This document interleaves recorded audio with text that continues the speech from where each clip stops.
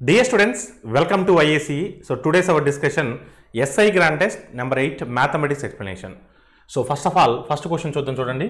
Find the sum of the interior angles of a regular decagon and the number of diagonals in a decagon. ఒక క్రమ దశభుజిలోని అంతర కోణాల మొత్తము మరియు కర్ణాల సంఖ్యను కనుగొనండి. ఫస్ట్ ఆఫ్ ఆల్ ఒక బహుభుజిలో ఏదైనా ఒక బహుభుజిలో సో అంతర కోణాల మొత్తం అంటే sum of interior angles formula మనకు తెలుసు. Sum of interior angles formula ఏంటండి? సో 2n - 4 × 90 2n - 4 × 90 లేదా n - 2 × 180 అని కూడా రాయొచ్చు. ఇదేంటి సమ్ ఆఫ్ ఇంటీరియర్ యాంగిల్స్ అంతర కోణాల మొత్తము. సమ్ ఆఫ్ ఇంటీరియర్ యాంగిల్స్ అంతర కోణాల మొత్తము. ఇక్కడ n అంటే భుజాల సంఖ్య. సో ఇక్కడ మనకు దశభుజి అన్నాడు, డెకాగన్ అన్నాడు. సో డెకాగన్ అన్నాడు కాబట్టి n = ఎంత తీసుకోవాలి మనం? దశభుజి అంటే n = ఎంత తీసుకోవాలి? 10 తీసుకోవాలి. అంటే ఇప్పుడు n ప్లేస్లో 10 సబ్స్టిట్యూట్ చేస్తే మనకు తెలిసిపోతుంది. n సో 10 సబ్స్టిట్యూట్ చేయండి. సో n 10 సబ్స్టిట్యూట్ చేస్తే ఇక్కడ 2 × 10 20 అవుతుంది. 20 - 4 అంటే 16 90 times. 16 9s are 144. 16 19 times 1440. So just n ప్లేస్లో మీరు 10 అని సబ్స్టిట్యూట్ చేయండి. 2 × 10 20, 20 - 4 16, 16 9s are 144, 16 90 టైమ్స్ 1440. అంటే దశభుజలోని అంతర కోణాల మొత్తము 1440. So sum of interior angles of a decagon is what? 1440. అంటే మనకు ఫస్ట్ వన్ అనేది 1440తో స్టార్ట్ అవ్వాలి. సో 1440తో స్టార్ట్ అయ్యే ఆప్షన్స్ రెండు ఉన్నాయి కాబట్టి మనం ఏం కనుక్కోవాలి? ఇప్పుడు కర్ణాల సంఖ్య కనుక్కోవాలి. So number of diagonals in a polygon గుర్తుపెట్టుకున్నామా? Number of diagonals in a polygon. So what is the formula అండి? మనం ఆల్రెడీ రెగ్యులర్ క్లాసెస్లో మనం డిస్కస్ చేసుకున్నాం.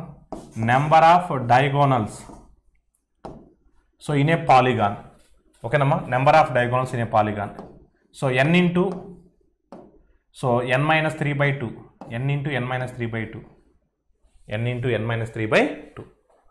ఆల్ ఆఫ్ క్లియర్ అండి. సో n × n - 3/2 ఇదేంటండి?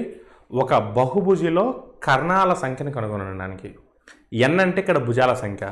దశభుజి అన్నాడు, డెకాగన్ అన్నాడు. అప్పుడు n = ఏం ప్లేస్ చేయాలండి? 10 ప్లేస్ చేయాలి. So 10 × 10 - 3/2 2 1s are 2 5s are 10 - 3 అంటే 7 7 5s are 35. సో 35. సో 35 అంటే 27 కాదు, 35. So your answer is what? Option A is the right answer. Just n ప్లస్లో 10 సబ్స్టిట్యూట్ చేయండి. సో 10 × 10 - 3 10 - 3 అంటే ఎంతమ్మా? 7/2. సో 2 టేబుల్లో 10 ఎన్ని టైమ్స్ పోతుందండి? 5 టైమ్స్ పోతుంది. 5 7s are ఎంత అండి? 35. 5 7s are ఎంత? 35. 5 7s are ఎంత? 35. So your answer is what? 1440, 35. Option A is the right answer. Question number 2. The map shows given below find the area of ABCDE. So కింద కనిపిస్తున్నటువంటి ఈ చిత్రం యొక్క ABCD వైశాల్యం కనుగొనండి. ABCDE అంటే ఎంటైర్ వైశాల్యం కనుక్కోవాలి. ఇక్కడ ఒకసారికి మీరు గమనిస్తే సో మీకు డయాగ్రామ్ క్లారిటీగా ఉందనుకుంటున్నాను. ఒకసారికి మీరు చూసినట్లయితే ఇక్కడ BECD అనేది ఒక దీర్ఘ చతురస్రము. It's a rectangle area plus so ABE ఇదే ట్రయాంగిల్. సో AB అనేది ఒక ట్రయాంగిల్ రూపంలో ఉంది చూడండి. ఇది ఒక ట్రయాంగిల్ కదా, AB అనేది ట్రయాంగిల్ కదా. ఎస్, ఈ ట్రయాంగిల్ ఏరియా ప్లస్ ఇక్కడ మీకు కనిపిస్తుందా? ఒక రెక్టాంగిల్ కూడా కనిపిస్తుంది కదా. అంటే rectangle area plus triangle area. అప్పుడు మనకు ఎంటైర్ ABCD యొక్క చిత్రం యొక్క వైశాల్యం వస్తుంది కదా. సో ట్రయాంగిల్ ఏరియా అంటే ఏంటమ్మా? త్రిభుజ వైశాల్యము ½ ఇంటూ భూమి ఇంటూ ఎత్తు, ½ ఇంటూ బేస్ ఇంటూ హైట్. ఇక్కడ భూమి. సో CD = BE కదా. అంటే CD 6 ఉంటే సో BE కూడా 6 ఉంటుంది కదా. అంటే భూమి 6 ఎత్తు 8 ½ ఇంటూ 6 ఇంటూ 8 ½ ఇంటూ 6 ఇంటూ 8 అంటే so 2 1s are 2 3s are side 3s are 24. త్రిభుజ వైశాల్యం 24. సో అప్పుడు దీర్ఘ చతురస్రాకారం యొక్క వైశాల్యం ఎంత? పొడవు ఇంటూ వెడల్పు. Rectangle area length into breadth. So 6 × 3 18. So 18 + 24 42. So your answer is what? 42. So option D is the right answer. మరొకసారి చెప్తున్నాను చూడండి. త్రిభుజ వైశాల్యము అంటే ½ ఇంటూ భూమి ఇంటూ ఎత్తు, ½ into base into height. CD 6 కాబట్టి బిఈ కూడా 6 ఉంటుంది. So 6 into height is what. So త్రిభుజం యొక్క ఎత్తు 8 సెంటీమీటర్లు. సో ఇదేంటమ్మా, త్రిభుజం యొక్క వైశాల్యము, ట్రయాంగిల్ యొక్క area plus rectangle area. What is the rectangle area? So here length into breadth. Length is 6, breadth is 3. 6 into 3. So ఒకసారి మీరు చూసినట్లయితే సో 2 ఎన్ని టైమ్స్ అమ్మా? 3 times. So 3 8s are 24, 6 3s are 18, 24 plus 18 how much? 42. So your answer is what? 42. Option D is the right answer. Option D is the right answer. All of you clear andi? So option D is the right answer. Question number 3. A room size 10 meters, 7 meters, 5 meters. The room has 2 doors and 3 windows. The dimensions of the doors are 1 meter and 3 meter. And the size of a window is 2 meters into 1.5 and dimensions and length into breadth. The rest of the windows are 1 meter into 1.5 meter size. How much does it cost for paint walls at 3 rupees per square meter? So ఒక గది పరిమాణాలు, so మనకు ఒక కొలతలు ఇచ్చాడు, పొడవు వెడల్పు ఎత్తి ఇచ్చినాడు. గదిలో 2 ద్వారాలు ఉన్నాయి, 3 కిటికీలు ఉన్నాయి. సో ఆ కొలతలు ఇచ్చినాడు, ద్వారాల కొలతలు ఇచ్చినాడు, అదేవిధంగా కిటికీ సైజులు ఇచ్చినాడు. ఎందుకంటే మనం తలుపులకి కిటికీలకి పెయింట్ వేయం కాబట్టి ఓన్లీ సర్ఫేస్కే, అంటే వాల్ సర్ఫేస్కే పెయింట్ వేస్తాం కాబట్టి సో వాటిని మనం తీసేయాల్సి వస్తుంది. ఆ రిమైనింగ్ ఏదైతే ఉంటుందో దానికి ఒక చదరపు మీటర్కి 3 రూపాయలు చొప్పున కానీ రంగు వేసినట్లయితే అయ్యేటువంటి మొత్తం ఖర్చు ఎంత? ఇప్పుడు చూడమ్మా, 4 గోడలు ఉన్నాయి. సో జనరల్గా కూడా 4 అంటే the area of a 4 walls of a room మనం ఏం కనుక్కుంటామండి? So the curved surface area of a cuboid కనుక్కుంటాం. LUBH అంటే that is a cuboid. So ఎప్పుడైనా సరే 4 గోడల వైశాల్యం, the area of 4 walls of a room that is nothing but curved surface area of a cuboid. ప్రక్కతల వైశాల్యం, ఓకేనమ్మా. దీర్ఘగణానికి ప్రక్కతల వైశాల్యం కనుక్కోవాలి. అంటే 2 into L plus B into H. ఇది దీర్ఘగణం యొక్క సో ప్రక్కతల వైశాల్యము. ఎప్పుడు కూడా చూడండి, మనం ఇదొక రూమ్ అనుకుందాం. ఇదొక రూమ్ అనుకుంటే ఈ రూమ్లో పొడవు ఉంటుంది, వెడల్పు ఉంటుంది, ఎత్తు ఉంటుంది. కానీ ఎప్పుడైనా సరే పెయింట్ వేసేటప్పుడు మనం ఫ్లోర్కి పెయింట్ వేసుకోం, ఓకేనండి. సో జనరల్గా కూడా మనం 4 వాల్స్కి వేసుకుంటాం. అంటే ఈ మధ్య రూఫ్స్ కూడా వేసుకుంటున్నారు. వారు రూఫ్ అని మెన్షన్ చేయలేదు అక్కడ, జస్ట్ 4 వాల్స్ రూమ్కి వేస్తున్నాడు అన్నాడు. అందుకని మనం 4 వాల్స్ ఆఫ్ ఏ రూమ్ తీసుకుంటాం. సో 2 లెన్స్ ఉంటాయి, 2 బ్రెత్స్ ఉంటాయి, ఎవరి height is same. That is the reason 2 into L plus B into H. So చూడమ్మా, ఇది ఈ వైశాల్యంలో నుంచి మనం ఏం తీసేయాలంటే ఆ ద్వారాలని, ఆ కిటికీలని తీసేయాలి. అంటే ఆ తలుపుల్ని, ఆ డోర్స్ని, కిటికీస్, విండోస్ని తీసేయాలి. అప్పుడు మనకు రిక్వైర్డ్ ఏరియా వస్తుంది. అంటే ఏ ఏరియాకి మనం పెయింట్ చేయాలి వస్తుంది. ఆ రిక్వైర్డ్ ఏరియా అంటే మనం ఫైండ్ అవుట్ చేసిన తర్వాత పర్ స్క్వేర్ మీటర్కి 3 రూపీస్ ఇచ్చారు కాబట్టి ఇంటూ 3 వేస్తే ఆన్సర్ వస్తుంది. సో దీంట్లోంచి మనం ఏం సబ్ట్రాక్ట్ చేయాలండి? ఏం సబ్ట్రాక్ట్ చేయాలి దీంట్లో నుంచి మనం? సో 2 విండోస్ సబ్ట్రాక్ట్ చేయాలి. 2 విండోస్ ఏనా? So 3 windows, 2 doors and 3 windows. So dimensions of the doors are what అమ్మా? So 1 meter and 3 meter. So 2 అంటే మైనస్ 2 ఇంటూ, సో 2 డోర్స్ కదా, అప్పుడు 1 ఇంటూ 3 అంటే 3నే. 2 into 3 3, 2 into 3 6. Next, and the size of A window is, మొత్తం 3 Windows ఉన్నాయండి. ఒక window size ఏమో 2 into 1.5 అంట. 2 ఇంటూ 1.5 అంటే 3. The rest of the Windows అంటే రిమైనింగ్ 2 విండోస్ 1 ఇంటూ 1.5 అంటే 1.5. కానీ 2 విండోస్ కదా, రెస్ట్ ఆఫ్ ద విండోస్ అంటే మొత్తం 3 కాబట్టి ఒక విండో పోతే రెస్ట్ ఆఫ్ ద విండోస్ 2 అవుతాయి. సో 2 ఇంటూ 1.5 అంటే 3, ఇక్కడ 3, ఇక్కడ 3 ఎంతమ్మా? సో 3 ఇంటూ 3 ప్లస్ 3 6 అవుతుంది. సో ఈ మొత్తాన్ని కూడా మనం సబ్ట్రాక్ట్ చేయాల్సి వస్తుంది. So 2 into L plus B into H అంటే ఏమొస్తుంది మనకు? L ప్లస్ B అంటే సో 17 వస్తుంది. 17 5s are. So 2 into L plus B అంటే 17 వస్తుంది ఇంటూ 5, H అంటే 5 మైనస్ 6 6 12 సబ్ట్రాక్ట్ చేస్తే సరిపోతుంది. చూడమ్మా, 2 5s are 10. So 10 into 17 170 minus 12. 170 minus 12 అంటే మనకి ఎంత వస్తుందండి? 158 వస్తుంది. 158. సో 158 స్క్వేర్ మీటర్స్ వస్తుందండి. రిక్వైర్డ్ ఏరియా ఏమొస్తుందండి? 158 స్క్వేర్ మీటర్స్ వస్తుంది. అంటే మనం పెయింట్ వేయాల్సింది 158 స్క్వేర్ మీటర్స్కి మనం పెయింట్ వేయాలి. So per square metre cost ఎంత అండి? 3 rupees. Per square metre cost ఎంత అండి? 3 rupees. 3 rupees. So 158 into 3, 158 into 3. So 153 times 450, 3 8s are 24, 24 plus 450 474. అంటే టోటల్ కాస్ట్ ఎంత అవుతుందండి? 474 రూపీస్ అవుతుంది. టోటల్ కాస్ట్ ఎంత అవుతుందండి? 474 రూపీస్ అవుతుంది. అలా క్లియర్ అండి. అదే.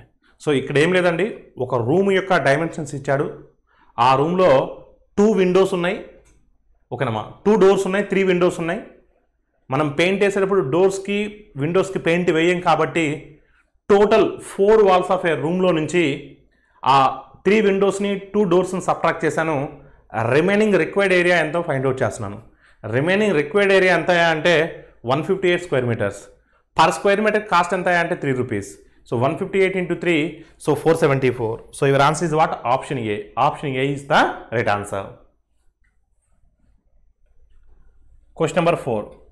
Rahul has a rectangular farm with dimensions 400 meters and 200 meters, and his friend Ram has a square farm with a side of 300 meters, fencing around these 2 farms with the cost of 150 rupees per meter. Then who would spend more to fence around a farm? So fence around a farm అంటే, fence around a farm అంటే చుట్టూ వేస్తున్నారు. ఎప్పుడైనా చూడండి, కంచి వేయడం కానీ ఆ చుట్టూ ఫెన్సింగ్ వేయడం కానీ అలాంటి జరిగినప్పుడు ఓన్లీ దాని యొక్క పెరిమీటర్కి వేస్తారు తప్ప పొలం మొత్తము ఆ యొక్క రిక్వైర్డ్ ఏరియా మొత్తం కూడా మనం ఫెన్సింగ్ వేసుకోం. పొలం చుట్టూ వేసుకుంటాం, మన యొక్క ల్యాండ్ చుట్టూ వేసుకుంటాం తప్ప సో మన ల్యాండ్ ఏరియా అంతా మనం వేసుకోం. ఓకేనండి, ఫెన్సింగ్ వేసేటప్పుడు మాత్రం. ఓకేనండి, అదే చెప్తున్నాడు. రాహుల్కి 400 మీటర్లు 200 మీటర్ల కొలతలు గల దీర్ఘ చతురస్రాకారం పొలం కలదు. రాహుల్కి ఏమో రెక్టాంగులర్ షేప్లో ఉన్నటువంటి పొలం కలదు. ఇతని మిత్రుడు రాముకి 300 మీటర్ల భుజం కల చతురస్రాకార పొలం కలదు. తన మిత్రుడికేమో 300 మీటర్లు ఉన్నటువంటి స్క్వైర్ బిట్ ఒక పొలం ఉంది. ఇద్దరు కూడా పొలానికి కంచె వేసుకుందామని డిసైడ్ అయ్యారు. సో ఒక మీటర్కి 150 రూపాయల వంతున ఖర్చు అవుతుంది. అంటే 1 మీటర్ ఫెన్సింగ్ వేయాలంటే, 1 మీటర్ కంచె వేయాలంటే 150 రూపాయలు ఖర్చు అవుతుంది. మరి అయితే వాళ్ళ పొలాలకి కంచె వేసుకునేటప్పుడు ఎవరు ఎంత ఎక్కువ ఖర్చు పెట్టారు అనేది క్వశ్చన్ అడుగుతున్నాడు. ఇక్కడ విషయం ఏంటంటే, ఆల్ ఆఫ్ యూ కంచె వేయడానికి ఎప్పుడైనా సరే మీరు కంచె వేస్తున్నాము, ఫెన్సింగ్ వేస్తున్నాము అంటే దాని చుట్టుకొలతకి మాత్రమే ఫెన్సింగ్ వేస్తారు, గుర్తుపెట్టుకోండి. ఆల్ ఆఫ్ యూ క్లియర్ అండి. అదే సో ఫస్ట్ ఎవరమ్మా? రాహుల్ దేనికి కంచె వేస్తున్నాడంటే దీర్ఘ చతురస్రాకారానికి అండి. అంటే 2 into L plus B. 2 into L plus B అంటే 400 plus 200. 2 into L plus B. 2 into L plus B. 2 into L plus B. అలా క్లియర్ అండి. సో ఇది రాహుల్ తన పొలానికి కంచె వేసుకుంటున్నాడు. సో పొలానికి కంచె వేసుకున్న దీర్ఘ చతురస్రాకారంలో ఉంది. సో దీర్ఘ చతురస్రం యొక్క చుట్టుకొలత 2 into L plus B. 2 into L plus B. అలా క్లియర్ అండి. అదే సో 1 మీటర్ ఖర్చు ఎంత అండి? 150 రూపాయలు. 1 మీటర్ ఖర్చు ఎంత అండి? 150 రూపాయలు. 150 రూపాయలు. దాన్ని మల్టిప్లై చేయొద్దండి, మరొకటి రాయండి. మనడు రాముదు రాయండి. రాముదు 300 మీటర్స్ అండి. 300 మీటర్స్ అంటే 4 into, సో 4A కదా, చతురస్రాకారానికి చుట్టుకొలత ఎంతమో 4A కదా, అంటే 4 into 300. So per metre cost ఎంత అండి? 150 రూపీస్. పర్ మీటర్ కాస్ట్ ఎంత అండి? 150 రూపీస్. సో ఒకసారి మీరు చూస్తే దాన్ని మల్టిప్లై చేయొద్దండి. సో ఇక్కడ 400 plus 200 అంటే ఎంత అండి? 600.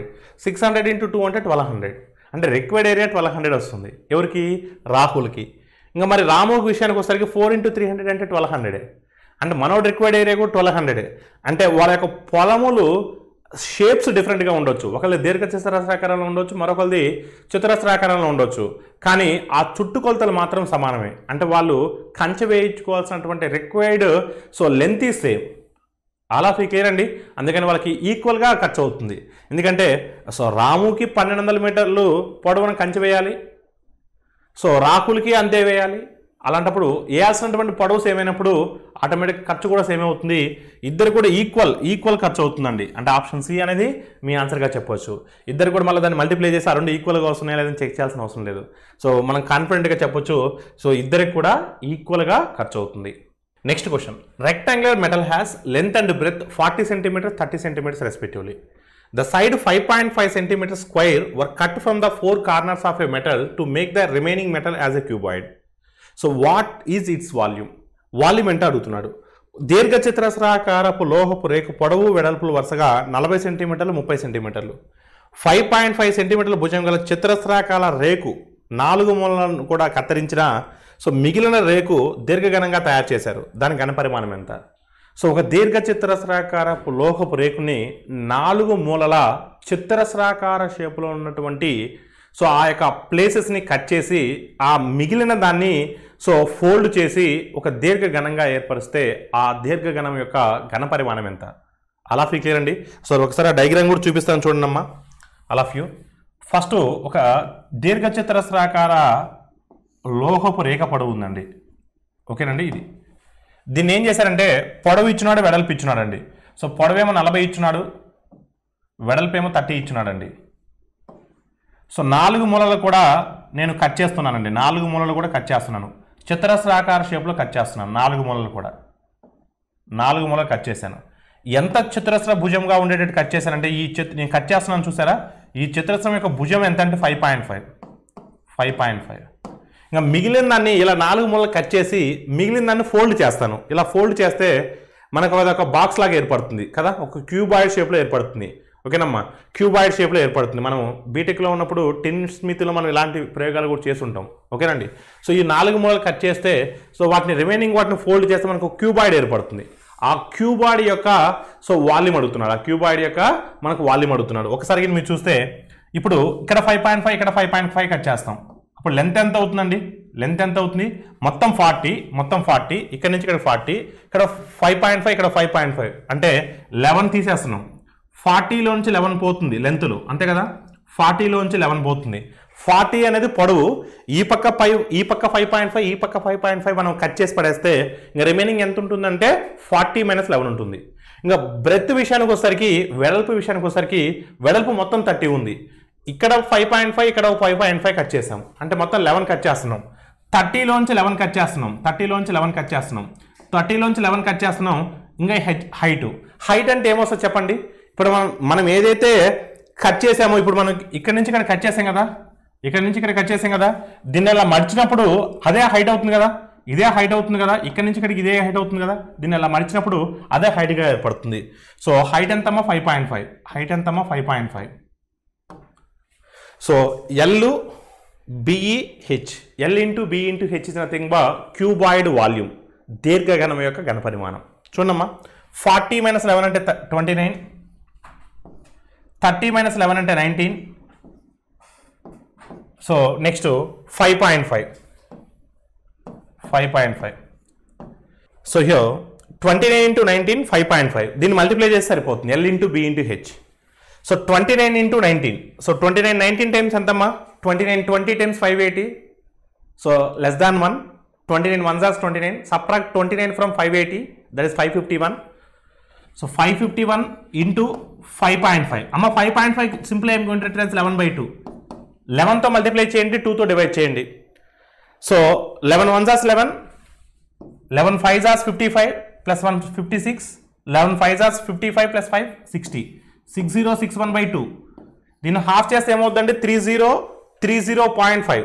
3030.5. 3030.5. So your answer is what? Option B. Option B is the right answer. Question number 6. Two identical cubes of sides 6 centimeters are attached to form a cuboid. Then what is the total surface area of the cuboid? ఒకదానికి ఒకటి అంచు పొడవు 6 సెంటీమీటర్లు కలిగిన 2 ఘనాలను ఒకదాని పక్కన మరొకటి అతికించడం వల్ల ఏర్పడేటువంటి దీర్ఘఘనాకారం యొక్క సంపూర్ణ తల వైశాల్యం ఎంత?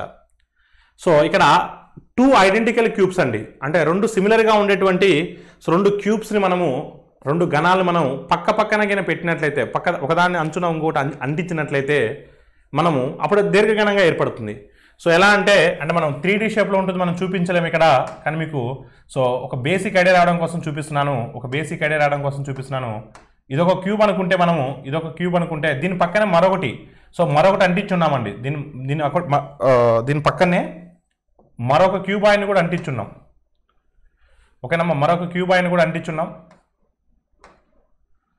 ఓకేనండి, మరొక క్యూబాయిని కూడా అంటిస్తున్నాం. అప్పుడు మనకు లెంత్ అనేది, పొడవు అనేది మారుతుంది. ఈ 6 ఏమవుతుందంటే 12 అవుతుంది. ఈ 6 ఏమవుతుందంటే 12 అవుతుంది. ఇది 12 అవుతుందండి. బ్రెత్ హైట్ మాత్రం సేమే ఉంటాయండి. 6 ఏముంటాయండి. ఓకేనా, కొత్తగా ఏర్పడినటువంటి అంటే 2 ఐడెంటికల్ క్యూబ్స్ని పక్క పక్కన పెట్టి ఆ రెండింటిని కానీ కలిపినట్లయితే, అతికించినట్లయితే మనకు క్యూబాయిడ్ ఏర్పడుతుంది. అప్పుడు ఆ కొత్తగా ఏర్పడేటువంటి క్యూబాయిడ్ యొక్క పొడవు 12 అవుతుంది. సో వెడల్పు 6 అవుతుంది. హైట్ మాత్రం 6 ఉంటుంది. ఓకేనండి, ఇప్పుడు మనకు కొత్తగా ఏర్పడినటువంటి ఈ యొక్క దీర్ఘఘనం యొక్క సంపూర్ణ తల వైశాల్యం కావాలి. సో టోటల్ సర్ఫేస్ ఏరియా కావాలి. ఓకేనమ్మా, టోటల్ సర్ఫేస్ ఏరియా కావాలి, సంపూర్ణ తల వైశాల్యం. సో మనకు దీర్ఘఘనానికి సంపూర్ణ తల వైశాల్యం ఫార్ములా తెలుసు. ఏంటమ్మా దీర్ఘఘనానికి సంపూర్ణ తల వైశాల్యం ఫార్ములా ఏంటి? So 2 into LB BH HL, LB plus BH plus HL. ఇదేంటి? సంపూర్ణ తల వైశాల్యం, దీర్ఘగణం యొక్క సంపూర్ణ తల వైశాల్యం. So total surface area of a cuboid, total surface area of a cuboid. అప్పుడు ఏమవుతుంది చెప్పండమ్మా? 2 ఇంటూ ఎల్బి. ఎల్బి అంటే ఎంత అవుతుందండి? ఎల్బి అంటే 12 6 hours ఎంతమ్మా? 72. నెక్స్ట్ బిహెచ్ అంటే ఎంత అవుతుందంటే 6 ఇంటూ 6 36. హెచ్ఎల్ అంటే ఎంత అవుతుందమ్మా? 72 అవుతుంది. So 72 36 144 180 180 into 2 360. So your answer is what? 360. Your answer is what? 360 ఘనపు సెంటీమీటర్లు. 72 144 144 plus 36 180 180 2 is 360. So your answer is what? Option B. Option B is the right answer. Question number 7. A circus tent is shaped like a cone on a cylinder. The diameter of the cylinder is 8 meters. The height of the cone vertex from the ground is 15 meters. And the height of the cylinder is 12 meters. The area of the canvas needed to cover the entire tent. So circus గుడారము స్తూపంపై శంకు ఉన్నటువంటి ఆకారంలో ఉన్నది. స్తూపం యొక్క వ్యాసము 8 మీటర్లు, భూమి నుండి శంకు శీర్షం యొక్క ఎత్తు 15 మీటర్లు, మరి స్తూపం యొక్క ఎత్తు 12 మీటర్లు.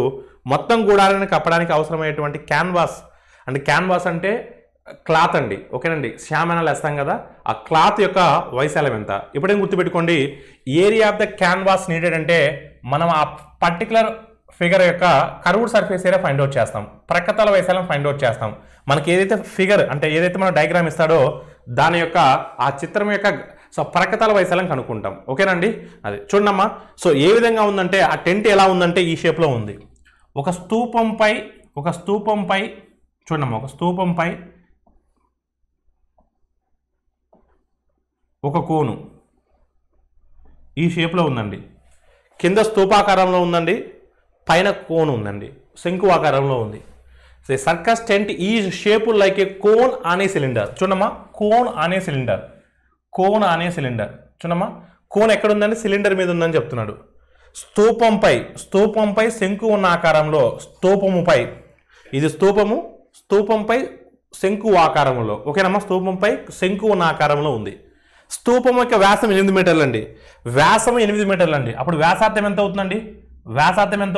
4 మీటర్స్ అవుతుందండి వ్యాసార్థం. వ్యాసము అంటే డయామీటర్ అండి, డయామీటర్ 8 ఉన్నప్పుడు వ్యాసార్థం 4 ఉంటుంది. అంటే కోను యొక్క వ్యాసార్థమే స్తూపం యొక్క వ్యాసార్థం కూడా అవుతుంది. సో వ్యాసార్థం అయిపోయింది. నెక్స్ట్ అండి, సో భూమి నుండి శంకు శీర్షం వరకు ఎత్తు 15 మీటర్లు అండి. భూమి నుండి అంటే ఇక్కడి నుంచి అండి, ఇక్కడ భూమి నుండి చూడమ్మా, ఈ భూమి నుండి ఈ శీర్షం వరకు ఎత్తు ఎంత అంటమ్మా? 15 మీటర్లు అంట. సో ఇక్కడి నుంచి ఇక్కడ వరకు అండి మొత్తం హైట్ 15 మీటర్స్ అంట. మరియు స్తూపం ఎత్తు 12 మీటర్లు అంట. స్తూపం వరకు ఎత్తు ఎంతమ్మా? సో ఇక్కడి నుంచి ఇక్కడికి ఎత్తు ఎంత అంటమ్మా? 12 మీటర్లు. చూడమ్మా, ఇక్కడి నుంచి ఇక్కడ 12 ఉంటే మొత్తం 15 కదా, ఇక్కడి నుంచి ఇక్కడ 12 ఉంటే మొత్తం 15 కదా. అప్పుడు శంకు యొక్క ఎత్తు ఎంత అవుతుందంటే 3 అవుతుంది. శంకు యొక్క ఎత్తు ఎంత అవుతుంది? 3 అవుతుంది. సో శంకు శీర్షం నుండి ఇక్కడ వరకు అయితే మొత్తం 15, ఇక్కడ వరకు అయితే మొత్తం ఎంత? 15. ఆ 15లో స్తూపము యొక్క ఎత్తు 12 ఉన్నప్పుడు శంకు యొక్క ఎత్తు 3నే కదా. ఇప్పుడు మనకు డైమెన్షన్స్ అన్నీ కూడా తెలిసిందండి. కానీ ఇప్పుడు మనం ఏం కనుక్కోవాలి? ప్రక్కతల వైశాల్యం కనుక్కోవాలి. సో ప్రక్కతల వైశాల్యం కనుక్కోవాలంటే స్తూపం యొక్క ప్రక్కతల వైశాల్యం ఎంతమ్మా? సో మనకు అన్ని ఆప్షన్స్ కూడా పైలో ఇచ్చాడు. స్తూపం యొక్క ప్రక్కతల వైశాల్యం ఎంత? 2πRH.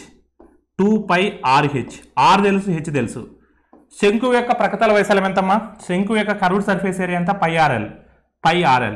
ఎల్ అంటే స్లాంట్ హైట్, వాలు పొడవు, మనకు తెలియదు, మనం ఫైండ్ అవుట్ చేయాలి. సో కంగారు పడాల్సిన అవసరం లేదు. సో ఇక్కడ శంకు వరకు తీసుకుంటే ఇది రైట్ యాంగిల్ ట్రయాంగిల్ కదా, ఇది లంబకోణ త్రిభుజం కదా, ఇది ఒక లంబకోణ త్రిభుజం కదా, ఇది ఒక లంబకోణ త్రిభుజం కదా. ఇక్కడ 4 ఉంది, ఇక్కడ 3 ఉంది, ఓకేనమ్మా. సో ఈ హైట్ 3 అండి. చూడమ్మా, ఇది ఎలా ఉందని నేను పక్కన గీస్తున్నాను చూడండి. మళ్ళీ ఇది ఈ యొక్క పార్ట్ వరకు బయటికి తీస్తే ఎలా ఉంటుందండి? మనకు ఇది 4 అండి. ఇది 4 అంటే ఏంటమ్మా ఇది? సో వ్యాసార్థం 4. హైట్ ఎంత ఉందండి? హైట్ 3 ఉందండి. ఇది మనకు లంబకోణ త్రిభుజం అండి. ఇక్కడ ఏర్పడేది ఏంటంటే లంబకోణ త్రిభుజం, రైట్ యాంగిల్ ట్రయాంగిల్. ఇక్కడ 3 ఉంది, ఇక్కడ 4 ఉందండి. ఏం మిస్ అయింది? 5 మిస్ అయింది. 3, 4, 5 అనేది ఒక పైథాగరస్ ట్రిప్లెట్ కోడ్ అండి. Pythagoras triplet code 3, 4, 5 is a Pythagoras triplet code. అలా క్లియర్ అంటే 3, 4, 5 is a Pythagoras triplet code. ఇప్పుడు మనకు 5 అంటే ఏంటమ్మా? ఎల్ అంటే వాలు పొడవు, స్లాంట్ హైట్. ఇప్పుడు మనకు కావాల్సిన డైమెన్షన్స్ అన్ని వచ్చేసాయండి. చూడమ్మా, పైలు మళ్ళీ రాసుకోవద్దండి 22/7 అని, ఎందుకంటే ఆప్షన్స్ కూడా పై ఇన్ టర్మ్స్ ఆఫ్ పైస్లు ఇచ్చాడు కాబట్టి. సో 2 పై, ఆర్ అంటే ఎంతమ్మా 4, ఆర్ అంటే 4, హెచ్ అంటే దేని హెచ్ అండి, ఇది స్తూపం యొక్క హెచ్. స్తూపం హెచ్ ఎంతమ్మా 12, 12 ప్లస్ పై ఇంటూ ఆర్ అంటే ఎంతమ్మా 4, ఎల్ అంటే ఎంతమ్మా 5, ఎల్ అంటే ఎంత 5. చూడండి ఇక్కడ. So 2 into 4, 2 into 4 8, 8 12 are 96, 96 pi, 4 5 are 20, 20 pi, 20 pi 96 pi. So 20 pi 96 pi అంటే ఎంతమ్మా 116 pi, 116 pi. So your answer is what 116 pi. Option B is the right answer. Option B is the right answer. Next అండి, question number 8. The two pillars are 10 meters distance between them. The height of smaller pillar is 15 meters. And when viewed from the end of the smaller pillar to the end of the larger pillar, it is marked as an angle of elevation is 60 degrees. Then what is the height of the bigger pillar? Big pillar. రెండు స్తంభాలు భూమి వాటి మధ్యలో 10 మీటర్ల దూరం ఉండే విధంగా, so పొడవు 15 మీటర్లు, చిన్న స్తంభం చివరి నుండి పెద్ద స్తంభం చివరి భాగాన్ని చూసినప్పుడు అది 60 డిగ్రీల ఊర్ధ కోణం చేస్తున్నట్లుగా గుర్తించబడింది. అయితే పెద్ద స్తంభం యొక్క ఎత్తు ఎంత? పెద్ద స్తంభం యొక్క ఎత్తు ఎంత? చూడమ్మా, రెండు స్తంభాలు ఉన్నాయండి. ఇది ఒక పెద్ద స్తంభం అనుకుందాం, ఇది ఒక చిన్న స్తంభం అనుకుందాం. సో ఈ రెండింటి మధ్య గ్యాప్ ఎంత ఉందండి? 10 మీటర్స్ ఉందండి. ఈ రెండింటి మధ్య గ్యాప్ ఎంత ఉందమ్మా? 10 మీటర్స్ ఉంది. సో ఇక్కడ విషయం ఏంటంటే, సో చిన్న స్తంభం యొక్క ఎత్తించాడండి. చిన్న స్తంభం యొక్క పొడవు ఎంత ఇచ్చాడు? 15 మీటర్లు ఇచ్చాడు. చిన్న స్తంభం యొక్క పొడవు ఎంత ఇచ్చాడమ్మా? 15 మీటర్లు ఇచ్చాడు. మనం పెద్ద స్తంభం యొక్క ఎత్తును కనుక్కోమంటున్నాడు. ఒకసారి మీరు చూస్తే ఇప్పుడు ఇది 10 ఉందంటే ఇది కూడా 10 ఉంటుందండి కదా. ఇప్పుడు ఇక్కడి నుంచి ఇక్కడికి 15 ఉందంటే ఇక్కడి నుంచి ఇక్కడికి కూడా 15 ఉంటుందండి కదా. కానీ మనకేం కావాలి? ఇప్పుడు పెద్ద స్తంభం యొక్క ఎత్తు కావాలి. పెద్ద స్తంభం యొక్క ఎత్తు కావాలి అంటే ఇక్కడి నుంచి ఇక్కడ వరకు కావాలి. మరో కీవర్డ్ ఇచ్చాడండి, ఏంటంటే చిన్న స్తంభం యొక్క పైభాగం నుండి, ఓకేనమ్మా, చిన్న స్తంభం యొక్క పైభాగం నుండి పెద్ద స్తంభం యొక్క పైభాగమునకు చూసినప్పుడు, చిన్న స్తంభం యొక్క పైభాగం నుండి పెద్ద స్తంభం యొక్క పైభాగమును చూసినప్పుడు ఏర్పడేటువంటి ఊర్ధ కోణము 60 డిగ్రీలు ఇచ్చున్నాడు. ఏర్పడేటువంటి ఊర్ధ కోణం ఎంత ఇచ్చాడమ్మా? 60 డిగ్రీలు ఇచ్చున్నాడు. ఫస్ట్ ఆఫ్ ఆల్ ఆ డయాగ్రామ్ని మీరు గీసుకోగలిగినట్లయితే ఆన్సర్ ఆటోమేటిక్గా వచ్చేస్తుందండి. రెండు స్తంభాలు ఉన్నాయి, ఒకటి చిన్నది ఒకటి పెద్దది, ఓకేనమ్మా. చిన్న స్తంభం పొడవు 15 మీటర్లు, పెద్ద స్తంభం యొక్క పొడవు మనం ఫైండ్ అవుట్ చేయాలి. ఆ రెండింటి మధ్య విడ్త్ ఇచ్చున్నాడండి 10 మీటర్స్ అని. సో స్మాలర్ స్తంభం యొక్క అంటే స్మాలర్ టవర్ యొక్క పిల్లర్ యొక్క సో పై భాగం నుండి టాప్ నుండి సో పెద్ద స్తంభం యొక్క పై భాగాన్ని చూసినప్పుడు ఏర్పడినటువంటి ఊర్ధ కోణం 60 డిగ్రీలు. అయితే పెద్ద స్తంభం యొక్క ఎత్తు ఎంత? ఒకసారి మీరు చూస్తే ఈ త్రిభుజం వరకు కన్సిడర్ చేయండి అమ్మా. ఇక్కడ కనిపించేటువంటి ఈ ట్రయాంగిల్ వరకు కన్సిడర్ చేయండి. ఈ ట్రయాంగిల్ వరకు కన్సిడర్ చేస్తే మీరు సో ఈ ట్రయాంగిల్ వరకు కన్సిడర్ చేస్తే tan 60 కదా, tan 60 కదా. సో tan 60 అంటే ఏంటమ్మా? ఎదుటి భుజము బై ఆసన భుజము, opposite side by adjacent side. So tan 60 అంటే ఎంత? ఫస్ట్ ఆఫ్ ఆల్ tan 60 అంటే √3/1. tan 60 అంటే ఎంతమ్మా? √3/1. tan 60 అంటే ఎంత? tan 30 అంటే 1/√3. tan 60 అంటే √3/1. √3 అంటే √3/1 ఏం లేదు కాబట్టి 1 పెట్టుకుంటా. అంటే 1 పార్ట్ అంటే 10 మీటర్స్ అండి. 1 పార్ట్ 10 మీటర్స్ అయినప్పుడు √3 పార్ట్స్ ఏమవుతుందమ్మా? ఇప్పుడు చూడండి 1 పార్ట్ అంటే 10 మీటర్స్ అండి. అప్పుడు √3 పార్ట్స్ ఏమవుతుందండి? 10√3 అవుతుందండి. √3 పార్ట్స్ ఏమవుతుందమ్మా? 10√3 అవుతుంది. అంటే ఇక్కడి నుంచి ఇక్కడ పొడవు ఎంత అండి? 10√3 అండి. చూడమ్మా, ఇక్కడి నుంచి ఇక్కడికి ఏమో 15, ఇక్కడి నుంచి ఇక్కడికి ఏమో 10√3 అండి. సో మనకు కావాల్సింది పెద్ద స్తంభం యొక్క మొత్తం ఎత్తు కావాలి. అప్పుడు 15 + 10√3 అండి. 15 + 10√3. చూడమ్మా, 15 + 10√3 10 × √3 ఏమని రాయొచ్చు అండి? 1.732 అని రాయొచ్చా? 1.732 అని రాయొచ్చా? అప్పుడు 15 + 17.32 అప్పుడు ఎంత అవుతుందండి? సో ఒకసారి మీరు చూస్తే 15 17 32.32. So your answer is what? Option C. Option C is the right answer. ఇక్కడ ఏం లేదండి, నేను tan అప్లై చేశాను. tan 60 మీకు అర్థం కాకపోతే మళ్ళీ ఇక్కడ రాస్తున్నాను చూడండి.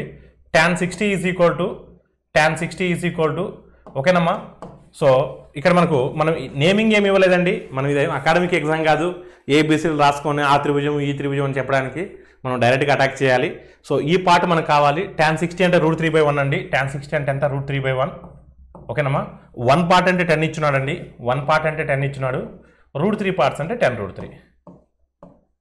ఆల్ ఆఫ్ క్లియర్ అండి. అదే సో మనకు పెద్ద స్తంభం యొక్క మొత్తం ఎత్తు అన్నాడు కాబట్టి ఈ 15 ప్లస్ 10√3 మొత్తం యాడ్ చేస్తే √3 వాల్యూ 1.732. √3 వాల్యూ ఎంత 1.732. సో 10 into 1.732 అంటే 17.32. 17.32 plus 15 32.32. So your answer is what? Option C. Question number 9.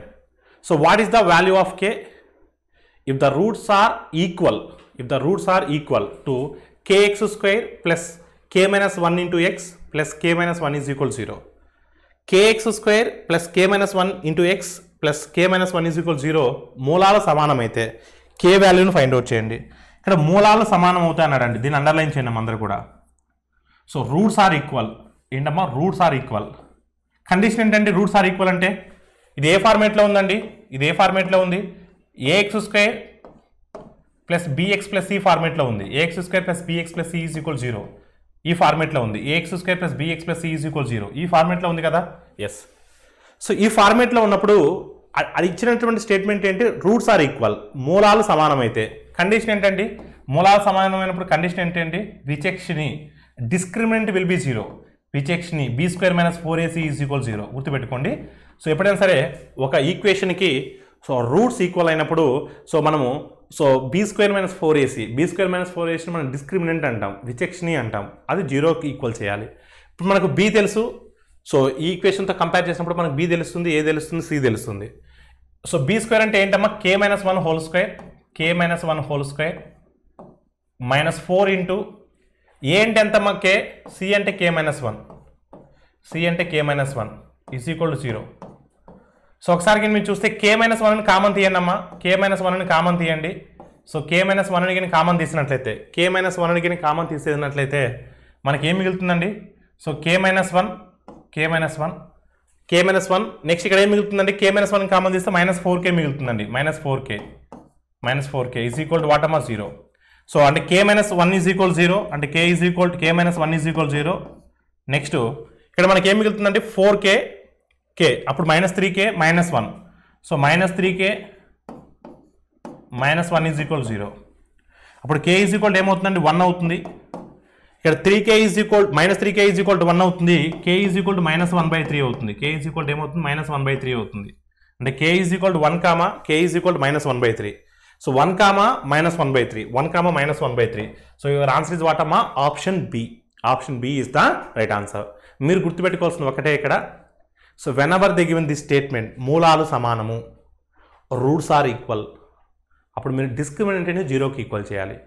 Be square minus 4ac is equal 0కి ఈక్వల్ చేస్తే మనకు ఈ ఈక్వేషన్ని a x square plus b x plus సితో కింద మనం ఈక్వల్ చేసినప్పుడు మన కోఎఫిషియన్స్ ఏబీసీ వస్తాయి. దాన్ని యూజ్ చేస్తే మనకు కావాల్సినట్టు అన్నోన్ వేరియబుల్ కే వస్తుంది. ఆల్ ఆఫ్ ఈ క్లియర్ అండి. So your answer is what? Option B. Question number 10. sin 10 degrees into sin 20, sin 30, sin 40, sin 50, sin 60, sin 70, sin 80. ఇక్కడ మనకు తెలిసిన వాల్యూస్ ఏంటంటే మనకు ఫెమిలియర్గా తెలిసిన వాల్యూస్ ఉండేనండి. sin 30 ఒకటి తెలుసు, sin 60 ఒకటి తెలుసు అండి. ఓకేనమ్మా? sin 30 ఒకటి తెలుసు, sin 60 ఒకటి తెలుసు. ఇంకా మనకేం తెలియవండి. తెలియకపోయినప్పటికీ కూడా ఒకసారి మీరు చూస్తే మనకు ఒక రూల్ తెలుసండి. ఏం రూల్ అంటే అది sin theta into sin 60 plus theta sin 60 minus theta is equal to 1/4 into sin 3 theta. మనకు ట్రిగనామెట్రీలో ఈ పాయింట్ ఆల్రెడీ చెప్పుకొని ఉన్నామండి. మీకు రెగ్యులర్ క్లాసెస్లో ట్రిగనామెట్రీ క్లాసెస్ అయిపోయినాయండి. సో మీరు కావాలంటే అక్కడ చూడండి. సో మనం ఈ పాయింట్ చెప్పుకొని ఉన్నాం. sin theta into sin 60 plus theta into sin 60 minus theta is equal to 1/4 into sin 3 theta. ఒకసారి కింద మీరు గమనిస్తే ఇప్పుడు నేను అండర్లైన్ చేసినటువంటి వర్డ్స్ చూడండి. sin theta ఓకేనమ్మా, sin 10, నెక్స్ట్ sin 50, sin 70 ఈ మూడు చూడండి అమ్మా. sin 10 అంటే theta ప్లస్లో 10 పెడితే sin 10, theta ప్లస్లో 10 పెడితే sin 70, theta ప్లస్లో 10 పెడితే sin 50, sin 10, sin 50, sin 70 ఈ మూడు దీనికి సాటిస్ఫై అవుతున్నాయా లేదా? అవి కాకుండా మిగతా మూడు చూడండి. టీటా ప్లస్లో 20 పెడితే sin 20, sin 80, sin 40. అలా ఫీ క్లియర్ అండి. ఈ మూడు కూడా సాటిస్ఫై అవుతున్నాయా లేదా? సాటిస్ఫై అవుతున్నాయి. అంటే సింపుల్గా నేను ఏం రాయొచ్చు అంటే సో ఫస్ట్ మూడింటి చూడమ్మా, sin 10 చూడండి 1/4. సో వీటి వరకు చూడమ్మా, ఫస్ట్ sin 10 degreesతో చూడండి, టీటా ప్లస్లో 10 పెడితే 1/4 ఇంటూ sin 3 θ, టీటా ప్లస్ 10 కదా, అప్పుడు sin 3 θ అంటే sin 30 అవుతుంది, sin 30 అవుతుంది ఇంటూ ఇప్పుడు సెకండ్ చూడమ్మా, టీటా ప్లస్లో 20 పెట్టి చూడండి, 1/4 ఇంటూ టీటా ప్లస్లో 20 పెడితే 3 θ కదా, అప్పుడు sin 60 అవుతుంది. ఏమవుతుందమ్మా, sin 60 అవుతుంది. sin 60 ఇంటూ నెక్స్ట్ అండి, నెక్స్ట్ అమ్మా ఇంకా sin 30 మిగిలింది, sin 60 మిగిలింది. నెక్స్ట్ ఏం మిగిలింది అంటే sin 30 sin 60 sin 30 sin 60. ఇప్పుడు మనకి ఈ వాల్యూస్ అన్నీ కూడా తెలుసండి, జస్ట్ సబ్స్టిట్యూట్ చేస్తే సరిపోతుంది. 1/4 ఇంటూ 1/4 1/16. sin 30 అంటే ఎంత అండి, 1/2. sin 30 అంటే ఎంత, 1/2. sin 60 అంటే ఎంతమ్మా, √3/2 √3/2. sin 30 అంటే ఎంత అండి, 1/2 sin 60 అంటే ఎంత అండి, √3/2 అలా క్లియర్ అండి, √3/2. ఇప్పుడు మీరు చూడమ్మా, ఒకసారి మీరు చూస్తే అన్ని మల్టిప్లికేషన్ ఫార్మేట్లో ఉన్నాయి. 4 × 2 8, 8 × 4 32, 32 × 2 64, 64 × 2 128, 128 × 2 256. అంటే మనకి డినామినేటర్లో 256 వస్తుందండి, డినామినేటర్లో ఏమొస్తుందంటే 256 వస్తుంది. ఓకేనండి. నెక్స్ట్ సో √3 × √3 3, √3 × √3 ఎంతమ్మా, 3. అంటే your answer is what, 3/256, 3/256. So 3/256. Which option is the అంటే option C. So option C is the right answer. Next question number 11. At a dinner party each person shake hands with other persons, they all shake hands 105, then how many people attended the dinner. ఒక విందు సమావేశంలో ప్రతి వ్యక్తి ఇతర వ్యక్తులతో కరాచలనం చేస్తాడు, వారందరూ 105 సార్లు కరాచలనం చేసిన సో ఆ విందులో పాల్గొన్న వాళ్ళు ఎంతమంది. సో ఎప్పుడైనా గుర్తుపెట్టుకుంటే, ఒక పార్టీలో కావచ్చు, ఎక్కడైనా ఏదైనా సమావేశంలో కావచ్చు, ఒక వ్యక్తి మరొక వ్యక్తితో, ఒక వ్యక్తి మిగతా వ్యక్తులతో కరాచలనం చేసినప్పుడు, షేక్ హ్యాండ్ ఇచ్చినప్పుడు వాళ్ళ మధ్య ఎన్ని షేక్ హ్యాండ్స్ ఏర్పడతాయి అంటే, సో మనకు తెలిసినటువంటి ఫార్ములా ఏంటంటే NC2. ఏంటమ్మా, NC2. ఓకేనా. దాన్ని మనం NC2ని మనం ఇంకొక రకం కూడా రాసుకోవచ్చు, n × n-1/2 అని కూడా రాసుకోవచ్చు, both are same. n × n-1/2 అని కూడా రాసుకోవచ్చు, బోత్ ఆర్ సేమ్. ఈ రెండిట్లో ఏ ఫార్ములాను యూజ్ చేసినా మీకు ఆన్సర్ వస్తుంది. సో ఎంత అంటున్నాడు అంటే 105 అంటున్నాడు. n వాల్యూని మనం ఫైండ్ అవుట్ చేయాలి. మొత్తం షేక్ హ్యాండ్స్ 105 వస్తే మరి ఎంతమంది ఆ విందు సమావేశంలో పాల్గొన్నారు, ఆ విందులో ఎంతమంది పాల్గొన్నారు. మొత్తం షేక్ హ్యాండ్స్ 105 వచ్చాయి, విందులో ఎంతమంది పాల్గొన్నారు. సో త్రూ ఆప్షన్ ద్వారా వెళ్దామండి. సో 15 తీసుకుంటే 15 × 14/2, 2 1s 2 7s 15 7s 105 సాటిస్ఫై అవుతుంది కాబట్టి సో 15 మీ ఆన్సర్ అవుతుంది. కాలం చెక్ చేసుకోండి. సో 15 × 15 - 1 అంటే 14. సో డివైడెడ్ బై 2 2 టేబుల్ ఎన్ని టైమ్స్ పోతుందమ్మా, 7 టైమ్స్ పోతుంది. సో 15 7s ఎంత అండి, 105. 15 7s ఎంత అండి, 105. అలా క్లియర్ అండి. So option A is the right answer. Question number 12. A person earns 25 rupees a day and spent 20 rupees on the next day. If he is doing the same way, on which day does he have 100 rupees? ఏ రోజున అతని దగ్గర 100 rupees ఉంటాయి. మొదటి రోజు 25 రూపాయలు సంపాదిస్తున్నాడు, రెండో రోజు 20 రూపాయలు ఖర్చు పెడుతున్నాడు. ఏ రోజు అతని దగ్గర 100 రూపాయలు ఉంటాయో చెప్పమంటున్నాడు, ఎన్నో రోజు అతని దగ్గర 100 రూపాయలు ఉంటాయో చెప్పమంటున్నాడు. ఒకసారి మీరు చూస్తే కినా మొదటి రోజు 25 రూపాయలు సంపాదిస్తున్నాడు, రెండో రోజు 20 రూపాయలు ఖర్చు పెడుతున్నాడు. అంటే 2 రోజులకి అతని దగ్గర ఎంత ఉంటాయంటే 5 రూపీస్ ఉంటాయి. 2 రోజులకు 5 రూపీస్ ఉంటాయి, అంటే ప్రతి 2 రోజులకు 5 రూపీస్ ఉంటాయి. మన 100 రూపీస్ కావాలి మన దగ్గర, అంటే ప్రతి రోజు 2 రోజులకు 5 రూపీస్ ఉంటాయని చెప్పేసి, ప్రతి 2 రోజులకు 5 రూపీస్ ఉంటాయని చెప్పేసి, అలాంటి 5s ఎన్ని ఉంటాయి ఇక్కడ, 20 ఉంటాయి. 20 × 2 40 డేస్ అని మీ ఆన్సర్ చెప్పకూడదు. మన ఆన్సర్ 40 డేస్ కన్నా తక్కువ ఉండాలి. ఎందుకంటే మన దగ్గర ఎప్పుడు 100 రూపాయలు కలిగి ఉంటాయని అంటున్నాడు అంతే, అంటే 40 డేస్ అయితే కాదు. ఎందుకంటే 2 రోజులకి 5 రూపాయలు అని చెప్పేసి, అలాంటి 5 రూపాయలు 100లో 20 ఉంటాయి. సో 20 × 2 40 రోజులు అని చెప్పకూడదు. ఓకేనండి. అంటే మన ఆన్సర్ 40 కన్నా తక్కువ ఉండాలి, 40 కన్నా తక్కువ ఉండాలి. ఇప్పుడు నువ్వు 20 రోజులు తీసుకున్నావు అనుకోండి, 20 రోజులకి 40 రూపాయలు వస్తాయి. 20 రోజులకి ప్రతి రెండు రోజులకి, సో ప్రతి 2 రోజులకి ఎంత 5 రూపాయలు మిగులుతాయి. ప్రతి 2 రోజులకి 5 రూపాయలు అంటే 20 రోజులు అంటే 10 2 రోజులు ఉంటాయి. 10 × 5 అంటే 50 రూపాయలు ఉంటాయి. సో మీ ఆన్సర్ ఇది కూడా కాదు. 3 ఆప్షన్స్ ఎలిమినేట్ చేశాం కాబట్టి సో 4వ ఆప్షన్ మీ ఆన్సర్ అవుతుంది. విత్ ఇన్ సెకండ్స్లో త్రూ ఆప్షన్ ద్వారా ఈజీగా అటాక్ చేయొచ్చు. సో 31 ఎలా సాటిస్ఫై అవుతుంది? 31లో ఎన్ని 2 డేస్ ఉంటాయి? 15 2 డేస్ ఉంటాయి, అంతే కదా. 15 2 డేస్ ఉంటాయి, 15 పెయిర్స్ ఉంటాయండి, 15 పెయిర్స్ ఉంటాయి. 31 డేస్లో 15 పెయిర్స్ ఉంటాయి. అంటే ఒకరోజు 25 రూపాయలు సంపాదిస్తున్నారు, ఒకరోజు 20 రూపాయలు ఖర్చు పెడుతున్నారు. అంటే 2 రోజులకి 5 రూపాయలు మీ దగ్గర ఉంటాయి, 2 రోజులకి 5 రూపాయలు మీ దగ్గర ఉంటాయి. 2 డేస్ అనేది ఒక పేరుగా తీసుకుంటున్నాను. సో 2 డేస్ని ఒక పేరుగా తీసుకుంటున్నాను, 2 డేస్ని ఒక సైకిల్గా తీసుకుంటున్నాను, 1 సైకిల్గా తీసుకుంటున్నాను. ఇప్పుడు చూడండి, 2 డేస్ 1 సైకిల్ అంటే ఇప్పుడు 1 సైకిల్కి ఎన్ని రూపీస్ మీ దగ్గర ఉంటున్నాయి? 5 రూపీస్ ఉంటున్నాయి మీ దగ్గర 1 సైకిల్కి. 1 సైకిల్లో 25 రూపీస్ ఒక డే సంపాదిస్తున్నారు, 20 రోజులు ఒక రోజు ఖర్చు పెడుతున్నారు. 1 సైకిల్ అంటే 2 డేస్, 2 డేస్కి మీ దగ్గర 5 రూపీస్ మీ దగ్గర ఉంటున్నాయి, సేవింగ్ అయి ఉంటున్నాయి. సో 31 డేస్లో ఎన్ని 2s ఉంటాయి? 15 2s ఉంటాయి. అంటే 15 2s ఉంటాయి అంటే 15 పెయిర్స్ ఉంటాయి, 15 సైకిల్స్. ఈచ్ సైకిల్ మీరు ఎన్ని రూపీస్ సేవ్ చేస్తున్నారు? 5 రూపీస్ సేవ్ చేస్తున్నారు. So 15 × 5 75 rupees. అంటే 30 డేస్ తర్వాత చూస్తే మీ దగ్గర 75 రూపీస్ ఉన్నాయి. కానీ 31st డే మీరు ఎన్ని రూపాయలు సంపాదిస్తారు? 25 రూపీస్ సంపాదిస్తారు మీరు 31st డే. 30 డేస్కి 75 రూపీసే ఉన్నాయి. 31 డేస్కి 31 అంటే ఆ 31st డే మీరు 25 రూపీస్ ఎర్న్ చేస్తున్నారు. ఆల్రెడీ 75 ఉన్నాయి. సో 25 రూపీస్ ఆ రోజు సంపాదిస్తున్నారు. అంటే 31st డే మీ దగ్గర మనీ ఎంత ఉంటే 100 రూపీస్ ఉంటాయి, ఉంటాయా ఉండవా? మళ్ళీ 32nd డే 20 రూపాయలు ఖర్చు పెడతారు. మనం 32nd డే జోలు వెళ్ళట్లే, 31st డేకే మీ దగ్గర 100 రూపీస్ ఉండిపోతున్నాయి. దాని తర్వాత ఉంటాయా ఉండవా అనేది మీ ఇష్టం అది. కానీ 31st డే ఈ 25 రూపాయలు ఎప్పుడు సంపాదిస్తున్నారండి? 31st డే సంపాదిస్తున్నారు. 31st డే అంటే మొత్తం 31 డేస్కి మీ దగ్గర 100 రూపీస్ ఉంటాయా ఉండవా? 100 రూపీస్ ఏ రోజు మీ దగ్గర ఉంటాయి. సో 31 డేస్కి మీ దగ్గర 100 రూపీస్ ఉంటాయి. మళ్ళీ 32nd రోజు మీరు ఒక 20 రూపీస్ ఖర్చు పెడతారు, అప్పుడు 80 రూపీసే ఉంటాయి.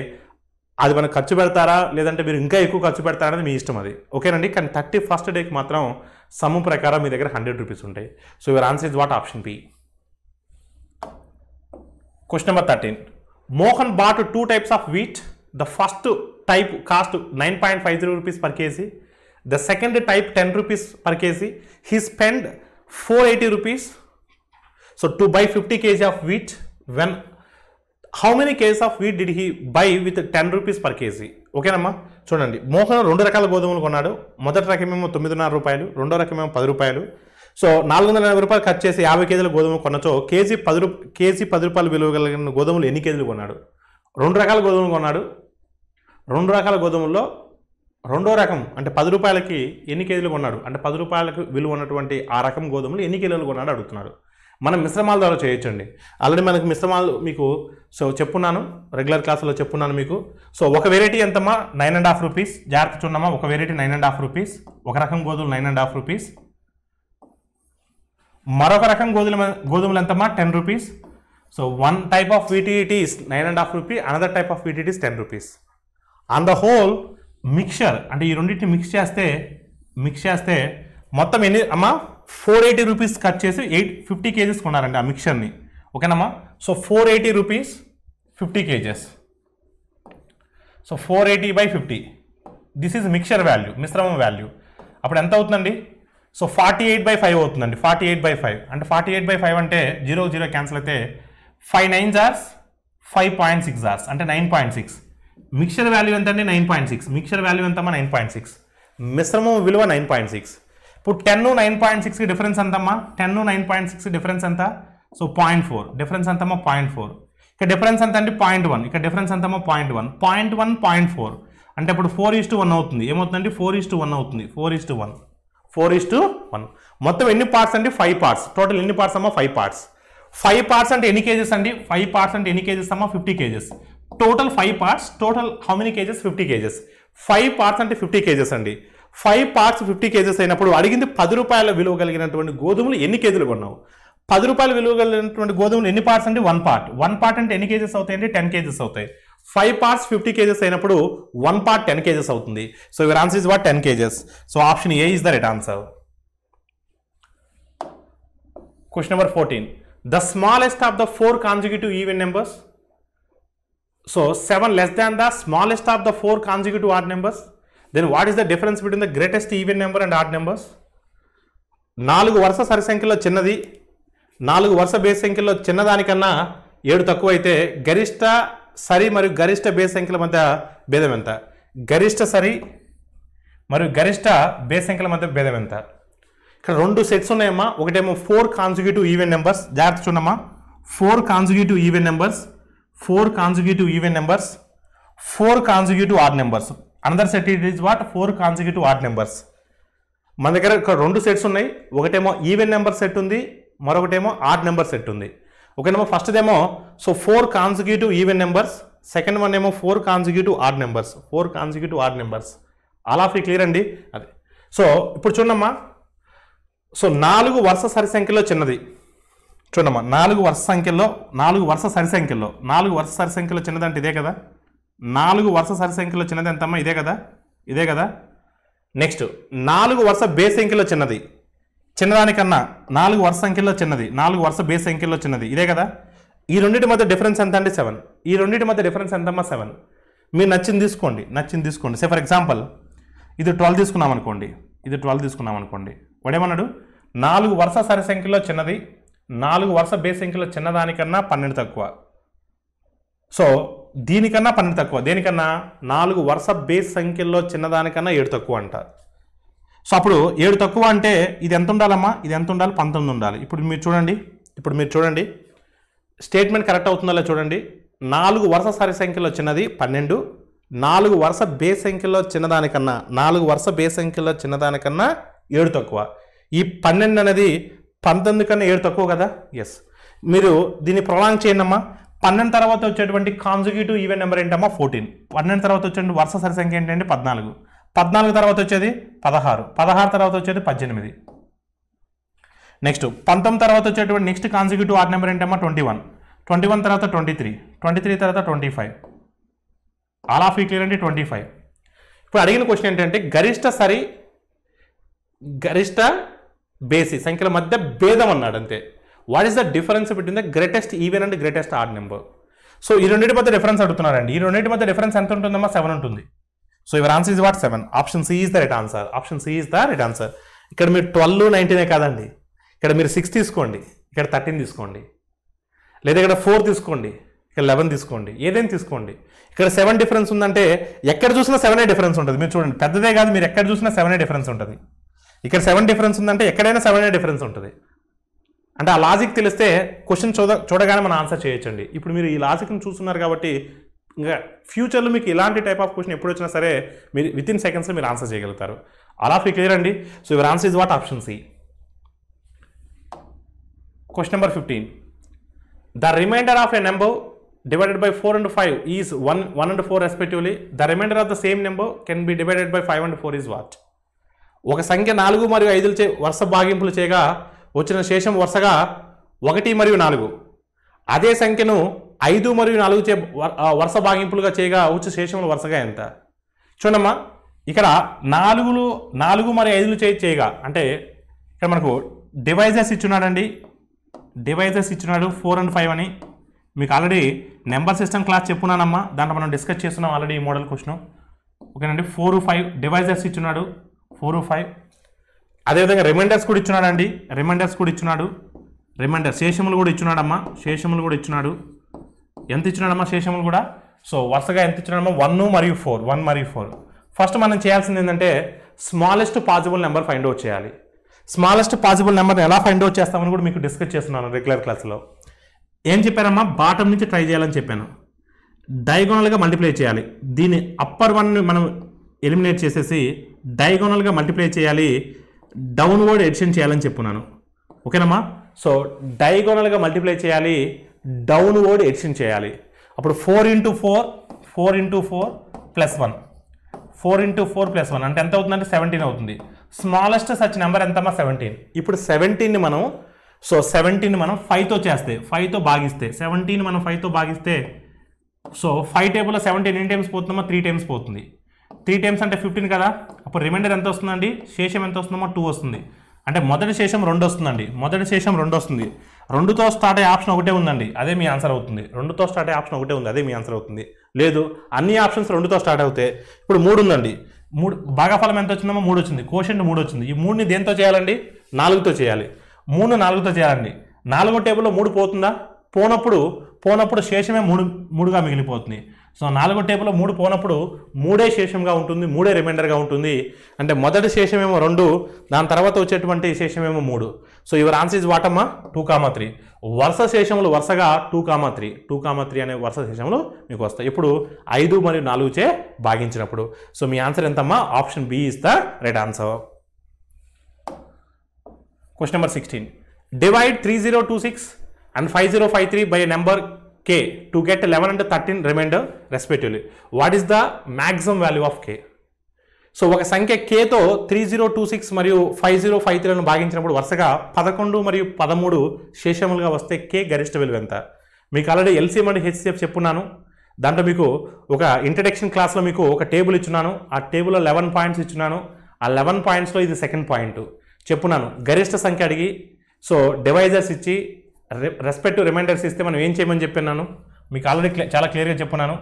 సో XYZ అనేవి XYZ అనే నెంబర్స్ ఇచ్చి ABCలనే రిమైండర్స్ ఇచ్చి హైయెస్ట్ వాల్యూ గరిష్ట సంఖ్యను కనుగొన్నప్పుడు మీకు ఏం చెప్పాను? రూల్ ఏం చెప్పాను? HCF of X minus A Y minus B Z minus C. ఓకేనమ్మా. రిమైండర్స్ని ఇచ్చినటువంటి నెంబర్లో నుంచి సబ్ట్రాక్ట్ చేసి వచ్చేటువంటి రిజల్టెంట్ నెంబర్స్కి మీరు HCF కింద ఫైండ్ అవుట్ చేసినట్లయితే అది మీ ఆన్సర్ అవుతుందని చెప్పాను. ఎల్సిఎం అండ్ HCF రెగ్యులర్ క్లాస్లో ఇంట్రడక్షన్ పార్ట్లో ఒక టేబుల్ చెప్పున్నాను. ఆ టేబుల్లో సెకండ్ రూల్ ఇది. ఓకేనా? ఆ రూల్స్ 11 రూల్స్ కింద మీరు పర్ఫెక్ట్ అవుతే ఎల్సిఎం అండ్ HCF నుంచి ఏ క్వశ్చన్ వచ్చినా కూడా మీరు ఈజీగా సాల్వ్ చేయగలుగుతారు. చూడమ్మా, ఇక్కడ మనకు సో 3026 XY ఇచ్చినాడు, అదేవిధంగా రిమైండర్స్ AB ఇచ్చినాడు. ఇప్పుడు మీరు చూడమ్మా, HCF ఆఫ్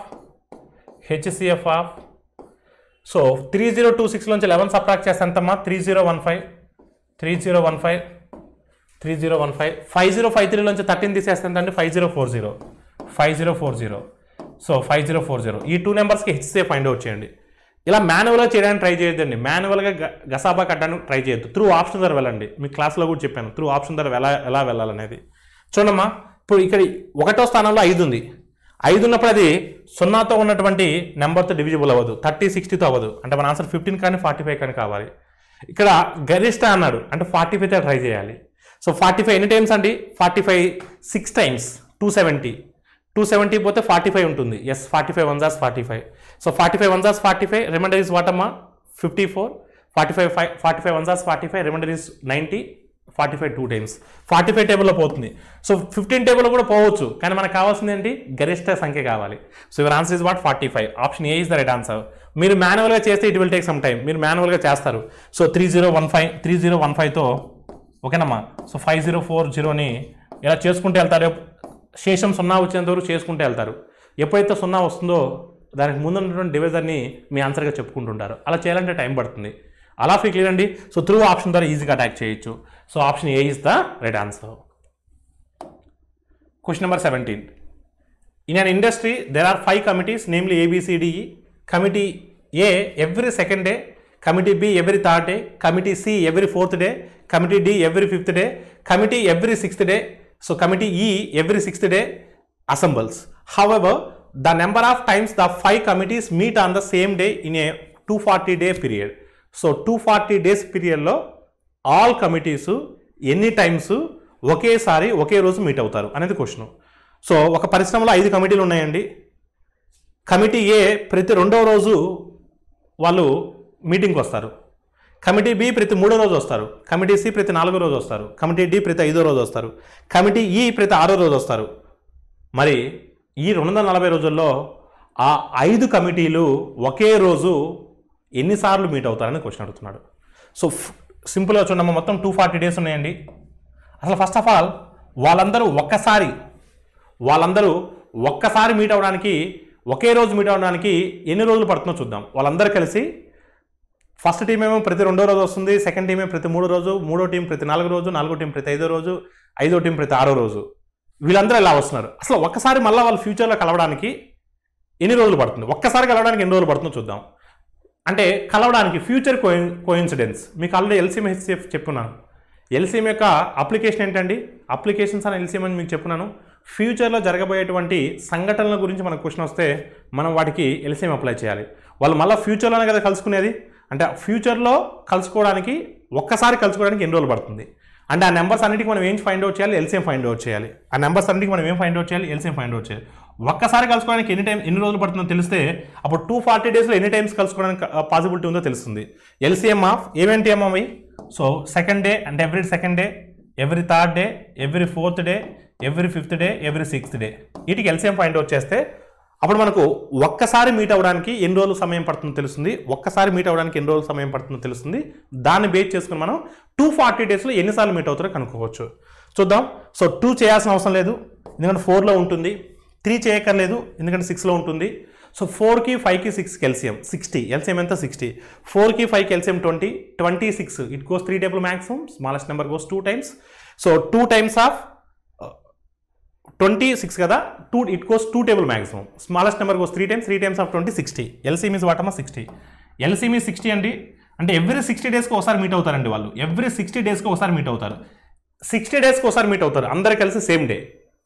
60 డేస్కి ఒకసారి మీట్ అవుతారంటే 240 డేస్లో ఎన్నిసార్లు మీట్ అవ్వచ్చు, 4 సార్లు మీట్ అవ్వచ్చు. 240 డేస్లో ఎన్నిసార్లు మీట్ అవ్వచ్చు వాళ్ళు, సో 4 సార్లు మీట్ అవ్వచ్చు. So your answer is what 4 times in 240 days period. అలా ఫీ క్లియర్ అండి. ఎవ్రీ 60 డేస్కి ఒకసారి మీట్ అవుతారు, ఎవ్రీ 60 డేస్కి. So your answer is what అండి, ఆప్షన్ డి.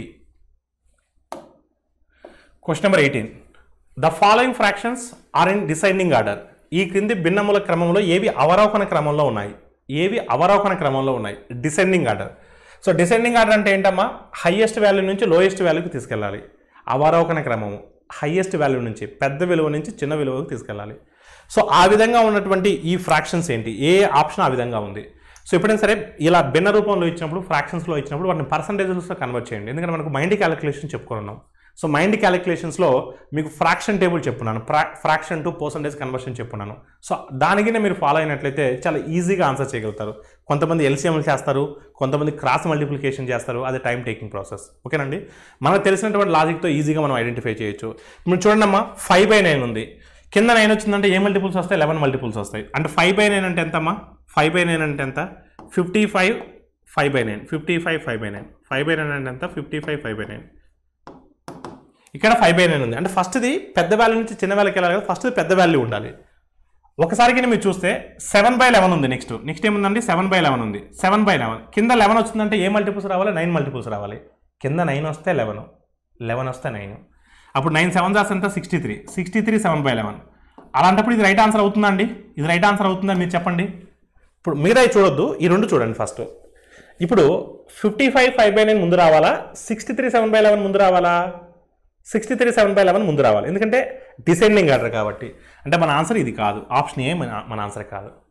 నెక్స్ట్ కానీ మీరు చూడండి, 5/9 ఉంది, దాని తర్వాత 7/11 ఉంది. ఇది ఆన్సర్ అవుతుందా అండి, అవ్వదు. ఆప్షన్ బి కూడా కాదు. అంటే మన ఆన్సర్ ఆప్షన్ సి కానీ ఆప్షన్ డి కానీ కావాలి. చూస్తూనే 2 ఆప్షన్స్ ఎలిమినేట్ చేసాం. ఇంకేముందండి మనకు, ఇక్కడ 7/11 ముందుంది, ఇక్కడ 5/9 చివరి ఉంది, ఇది మీ ఆన్సర్ కావచ్చు. ఇక్కడ 7/11 ముందుంది. ఓకేనండి, ఇంకా మనం తెలుసుకోవాల్సింది 11/17, 8/15. ఈ రెండిట్లో ఏది పెద్దదో చూస్తే సరిపోతుంది. 8/15, 11/17. ఓకేనమ్మా, ఇక్కడ 11/17 ఉంది, ఇక్కడ 11/17 ఉంది, ఇక్కడ 7/11 ఉంది, ఇక్కడ 7/11 ఉంది. ఇప్పుడు 8/15 వాల్యూ కనుక్కుంటే సరిపోతుంది మనకు. 8/15 వాల్యూ కనుక్కుంటే సరిపోతుంది. మీకు 1/15 వాల్యూ చెప్పున్నానండి. 1/15 అంటే ఏమని చెప్పున్నాను మీకు, 6/2/3 అని చెప్పున్నాను. మీకు భిన్నపటికి తీసి చూడండి కావాలంటే మైండ్ క్యాలిక్యులేషన్స్లో. 1/15 అంటే 6/2/3 అని చెప్పున్నాను. 1/15 అంటే ఏం చెప్పున్నాను, 6/2/3 అని చెప్పున్నాను. ఇప్పుడు 8/15 అంటే 8 × 6/2/3. 8 × 6/2/3 చూడమ్మా, 8 × 6/2/3 కదా. 8 6 hours ఎంత అంటే 48. 8 6 hours ఎంత 48. 8 × 2/3 అండి. 8 × 2/3 అంటే 16/3. 16/3 అంటే మహా అయితే 5. సో 5 పాయింట్ సంథింగ్ వస్తుంది. 48 + 5 అంటే 53. కానీ ఇక్కడ ఎంత వచ్చిందమ్మా మనకి, ఇది 55 వచ్చింది. ఇది 53నే, ఇది 53 పాయింట్ సంథింగ్ వస్తుంది. మనకి ఇది ఎంత వస్తుందంటే 53 పాయింట్ సంథింగ్ వస్తుంది, ఆర్ 54 పాయింట్ సంథింగ్ వస్తుంది. 5/9 అంటే 55 పాయింట్ సంథింగ్. ఇప్పుడు మీరు చూడండి, 11/17 అన్నింటికన్నా పెద్దది, అది ఎంతో మనకు అనవసరం, అది పెద్దది.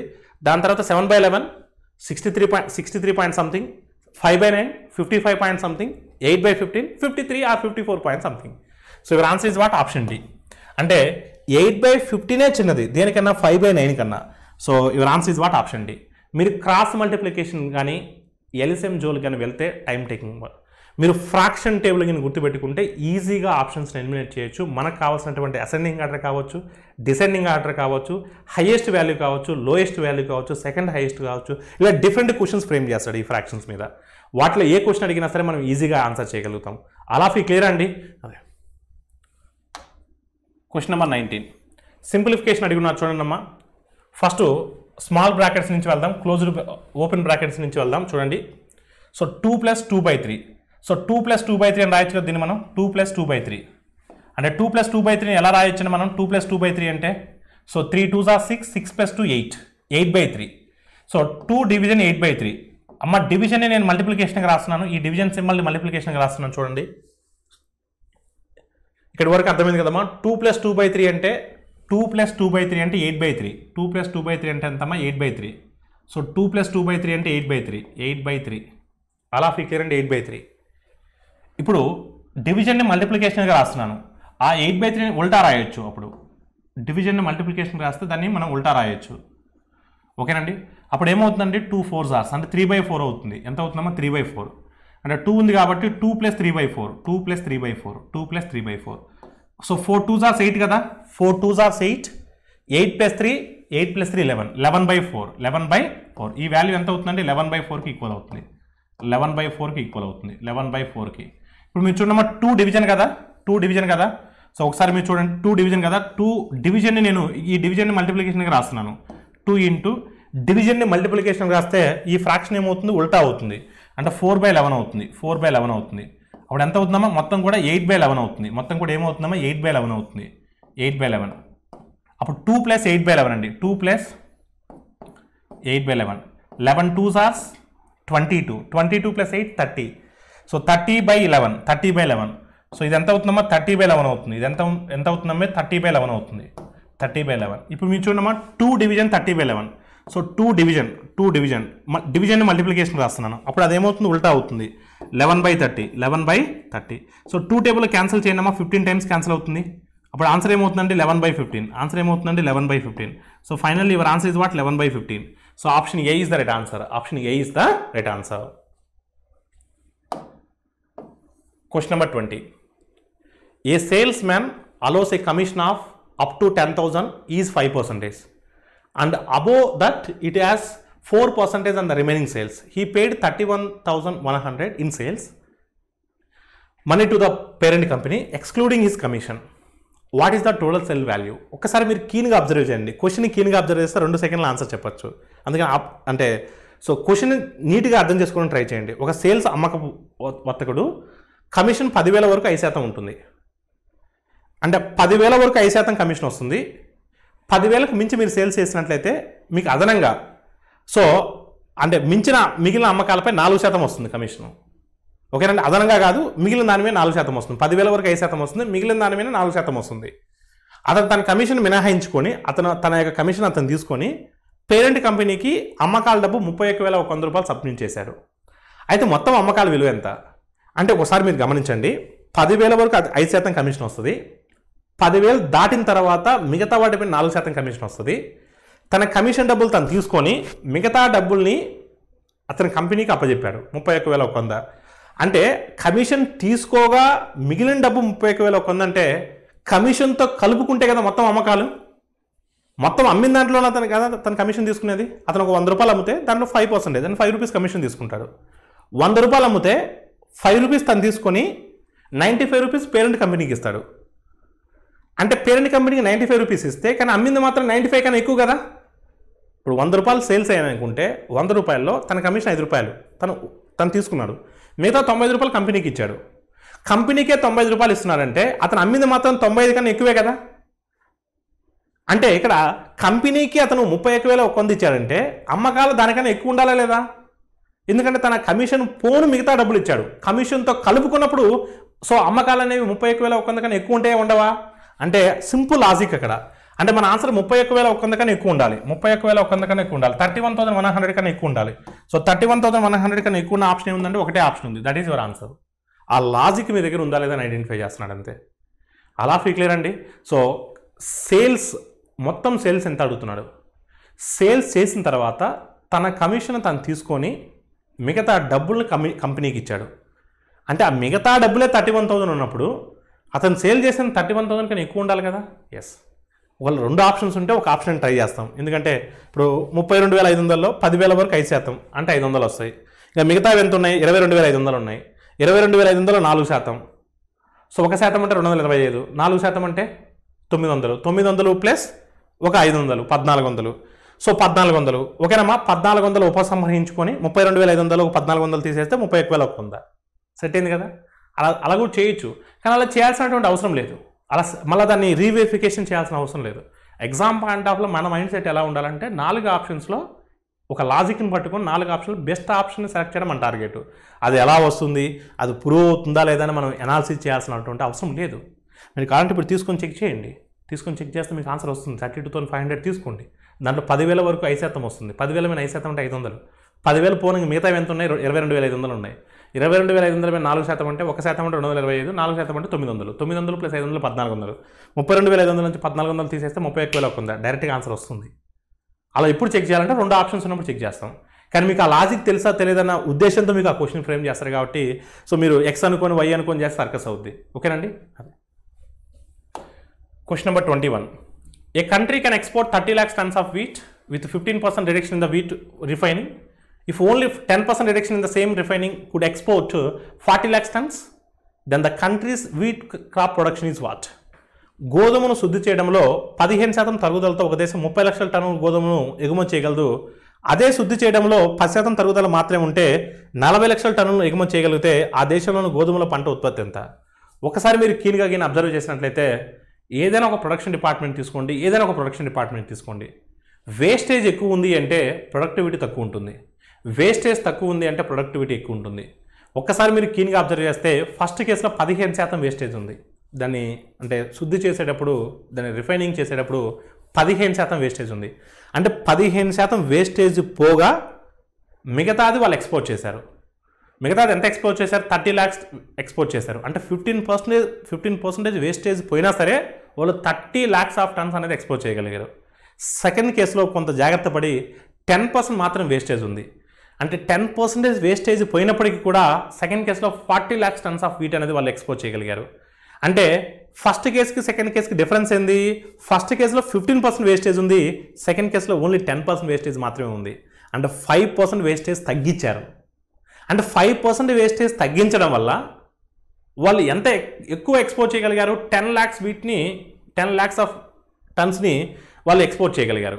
10 లక్షల టన్నులు ఎక్స్ట్రా ఎక్స్పోర్ట్ చేయగలిగారు. అంటే ఆ 5% వల్లే కదా ఈ 10 lakhs ఎక్స్పోర్ట్ చేయగలిగింది. అంటే మొత్తం ప్రొడక్షన్లో 5% అంటే 10 lakhs, 5% అంటే 10 lakhs, మొత్తం ప్రొడక్షన్ అంటే 100%.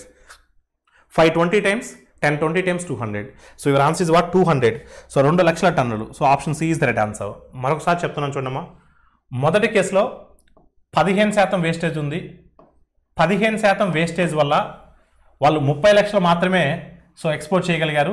అంటే దాని మీనింగ్ ఏంటంటే 15% అంటే 30 లక్షలు కాదండి, 15% వేస్టేజ్ పోగా మిగిలింది 30 లక్షల టన్నులని. నెక్స్ట్ కేసులో 10% మాత్రం వేస్టేజ్ పోయిందండి, 10% మాత్రం వేస్టేజ్ పోయింది, 10% మాత్రం వేస్టేజ్ పోయింది. అలా ఫీక్లియర్ అండి, 10% మాత్రం వేస్టేజ్ పోయింది. సో 10% మాత్రం వేస్టేజ్ పోయిందంటే ఎంత ఉంటుందండి, 10% మాత్రం వేస్టేజ్ పోయిందంటే ఇంకా మిగిలింది ఉంటుంది. ఆ మిగిలింది ఎంత వాళ్ళు ఎక్స్పోర్ట్ చేయగలిగారంటే 40 లక్షల టన్నులు. ఎంతమ్మా 40 లక్షల టన్నులు, 40 లక్షల టన్నులు. అలా క్లియర్ అండి, అదే 40 లక్షల టన్నులు. సో డిఫరెన్స్ ఎంతమ్మా ఇక్కడ 5%. డిఫరెన్స్ ఎంత అండి 5%. డిఫరెన్స్ ఎంత 5%. సో డిఫరెన్స్ ఎంతమ్మా ఇక్కడ 10 lakhs. డిఫరెన్స్ ఎంతమ్మా 10 lakhs. 5% అంటే 10 lakhs అండి. ఈ 5% ప్రొడక్షన్ వల్లే కదా 10 lakhs ఎక్స్ట్రా ఎక్స్పోర్ట్ చేయగలిగింది వాళ్ళు. అంటే 5% ఆఫ్ ద ప్రొడక్షన్ అంటే 5% of the production is nothing but 10 lakhs. 5% of the production is nothing but 10 lakhs. మనకు కావాల్సింది ఏందమ్మా మొత్తం అంటే 100%. 100% ఆఫ్ ద ప్రొడక్షన్ అంటే ఎన్ని lakhs. ఓకేనమ్మా. సో 5 టేబుల్ ఎన్ని టైమ్స్ అండి, 5 టేబుల్లో 5 2s are. సో 100 టేబుల్లో 2 టైమ్స్ అంటే ఎంత వస్తుందమ్మా 200. So your answer is what 200. So 200 2 లక్షల టన్నులు. ఆల్ ఆఫ్ క్లియర్ అండి. సో అలా మనం డైరెక్ట్గా ఆన్సర్ అటాక్ చేయొచ్చు. Option C is the right answer. Question number 22. 8% of all eligible voters are between the ages of 18 and 21. If only 85% of the eligible voters between the ages of 18 and 21 cast their votes in the election, what is the percentage of these voters in the total eligible voters? మొత్తం vote అర్హత ఉన్నటువంటి వారిలో 8% మంది so 18 నుంచి 21 సంవత్సరాల మధ్య వయసు ఉన్న వాళ్ళు ఉన్నారు. ఎన్నికల్లో అర్హత ఉన్నటువంటి 18 నుంచి 21 సంవత్సరాల వాళ్ళ మధ్య వయసులో ఓటర్లలో 85% మంది మాత్రం ఓటు వేస్తే మొత్తం అర్హత ఉన్నటువంటి ఓటర్లో వీరు ఎంత శాతం మంది? ఒకసారి మీరు కీన్గా అబ్జర్వ్ చేయాలి క్వశ్చన్ని. మొత్తం ఒక గ్రామంలో ఓటర్లు ఉంటారు. ఓటర్లు అంటే 18 ఏళ్ళు దాటిన ప్రతి ఒక్కరికి ఓటు హక్కు ఉంటుంది వాళ్ళు నమోదు చేసుకుంటే. ఆ మొత్తం ఓటర్లలో 18 నుంచి 21 సంవత్సరాల మధ్య ఉన్న వాళ్ళు మాత్రమే, అంటే మొత్తం అంటే 18 అబో ఎవరైనా కావచ్చు, 18 అబో వాళ్ళు లైవ్లో ఉంటే వాళ్ళు ఎవరైనా కావచ్చు, 20 ఏళ్ళు కావచ్చు, 30 ఏళ్ళు కావచ్చు, 40 ఏళ్ళు కావచ్చు, 100 ఏళ్ళు కావచ్చు. కానీ 18 నుంచి 21 సంవత్సరాల మధ్య ఉన్నటువంటి జనాభా ఎంత శాతం అంటే 8%. ఓకేనండి, మొత్తం ఓటర్లలో మొత్తం ఎలిజిబుల్ ఓటర్స్లో 8% మంది ఓటర్లు 18 నుంచి 21 సంవత్సరాలు కలిగిన వాళ్ళు. 18 నుంచి 21 సంవత్సరాలు కలిగిన వాళ్ళు అంటే 18 నుంచి 21 సంవత్సరాలు కలిగిన వాళ్ళు 8% మంది ఉన్నారు ఓటుకి, అంటే ఓటు వేయడానికి ఎలిజిబుల్గా ఉన్నవాళ్ళు. కానీ ఆ పర్టికులర్ డే అంటే ఓటు వేసే రోజు ఆ 8% మంది వెళ్ళి ఓటు వేయలేదు. మళ్ళా 8% మందిలో 80% మంది మాత్రమే 80% మంది మాత్రమే ఓటు వేశారు. 80% మంది మాత్రమే ఓటు వేశారు. చూడండి, అర్హత ఉన్న ఈ పాయింట్ జాగ్రత్త చూడండి. అర్హత ఉన్న 18 నుంచి 21 సంవత్సరాల మధ్య వయసు ఓటర్లలో 80% మంది మాత్రం ఓటు వేశారు. అసలు ఎంతమంది ఉన్నారు? 18 నుంచి 21 సంవత్సరాలు ఎంతమంది ఉన్నారు? 8% మంది ఉన్నారు. 8% మంది ఉన్నారు. మొత్తం 100 మంది ఓటర్లు అనుకుందాం. మొత్తం 100 మంది అనుకుందాం. మొత్తం 100 మంది అనుకుంటే టోటల్ 100 మెంబర్స్ అనుకుంటే మొత్తం ఓటర్లు, మొత్తం అర్హత ఉన్న ఓటర్లు ఆ గ్రామంలో 100 మంది అనుకుంటే ఆ 100 మందిలో 18 నుంచి 21 సంవత్సరాల మధ్య ఉన్న వాళ్ళు 8% మంది. అందులో 100లో 8% మంది అంటే 8 మంది ఓటు వేయడానికి అర్హత సాధించున్నారు. ఆ 8 మందిలో 80% మంది మాత్రం ఓటు వేశారు. 80% మంది మాత్రం ఓటు వేశారు అంటే 85% ఆఫ్ 8. అమ్మ, మనం 85% ఆఫ్ 8ని మనం 8% ఆఫ్ 85 అని కూడా రాయొచ్చు కదా. 8% ఆఫ్ 85 అని కూడా రాయొచ్చు కదా. 85% ఆఫ్ 8ని 8% ఆఫ్ 85 అని కూడా రాయొచ్చు కదా. A% of B is equal to B% of A. Yes, 8% of 85 పర్సెంటేజ్ని కాస్త మర్చిపో. 8 into 85, 8 8 is 640, 8 5 is 40, 40 plus 640, 680.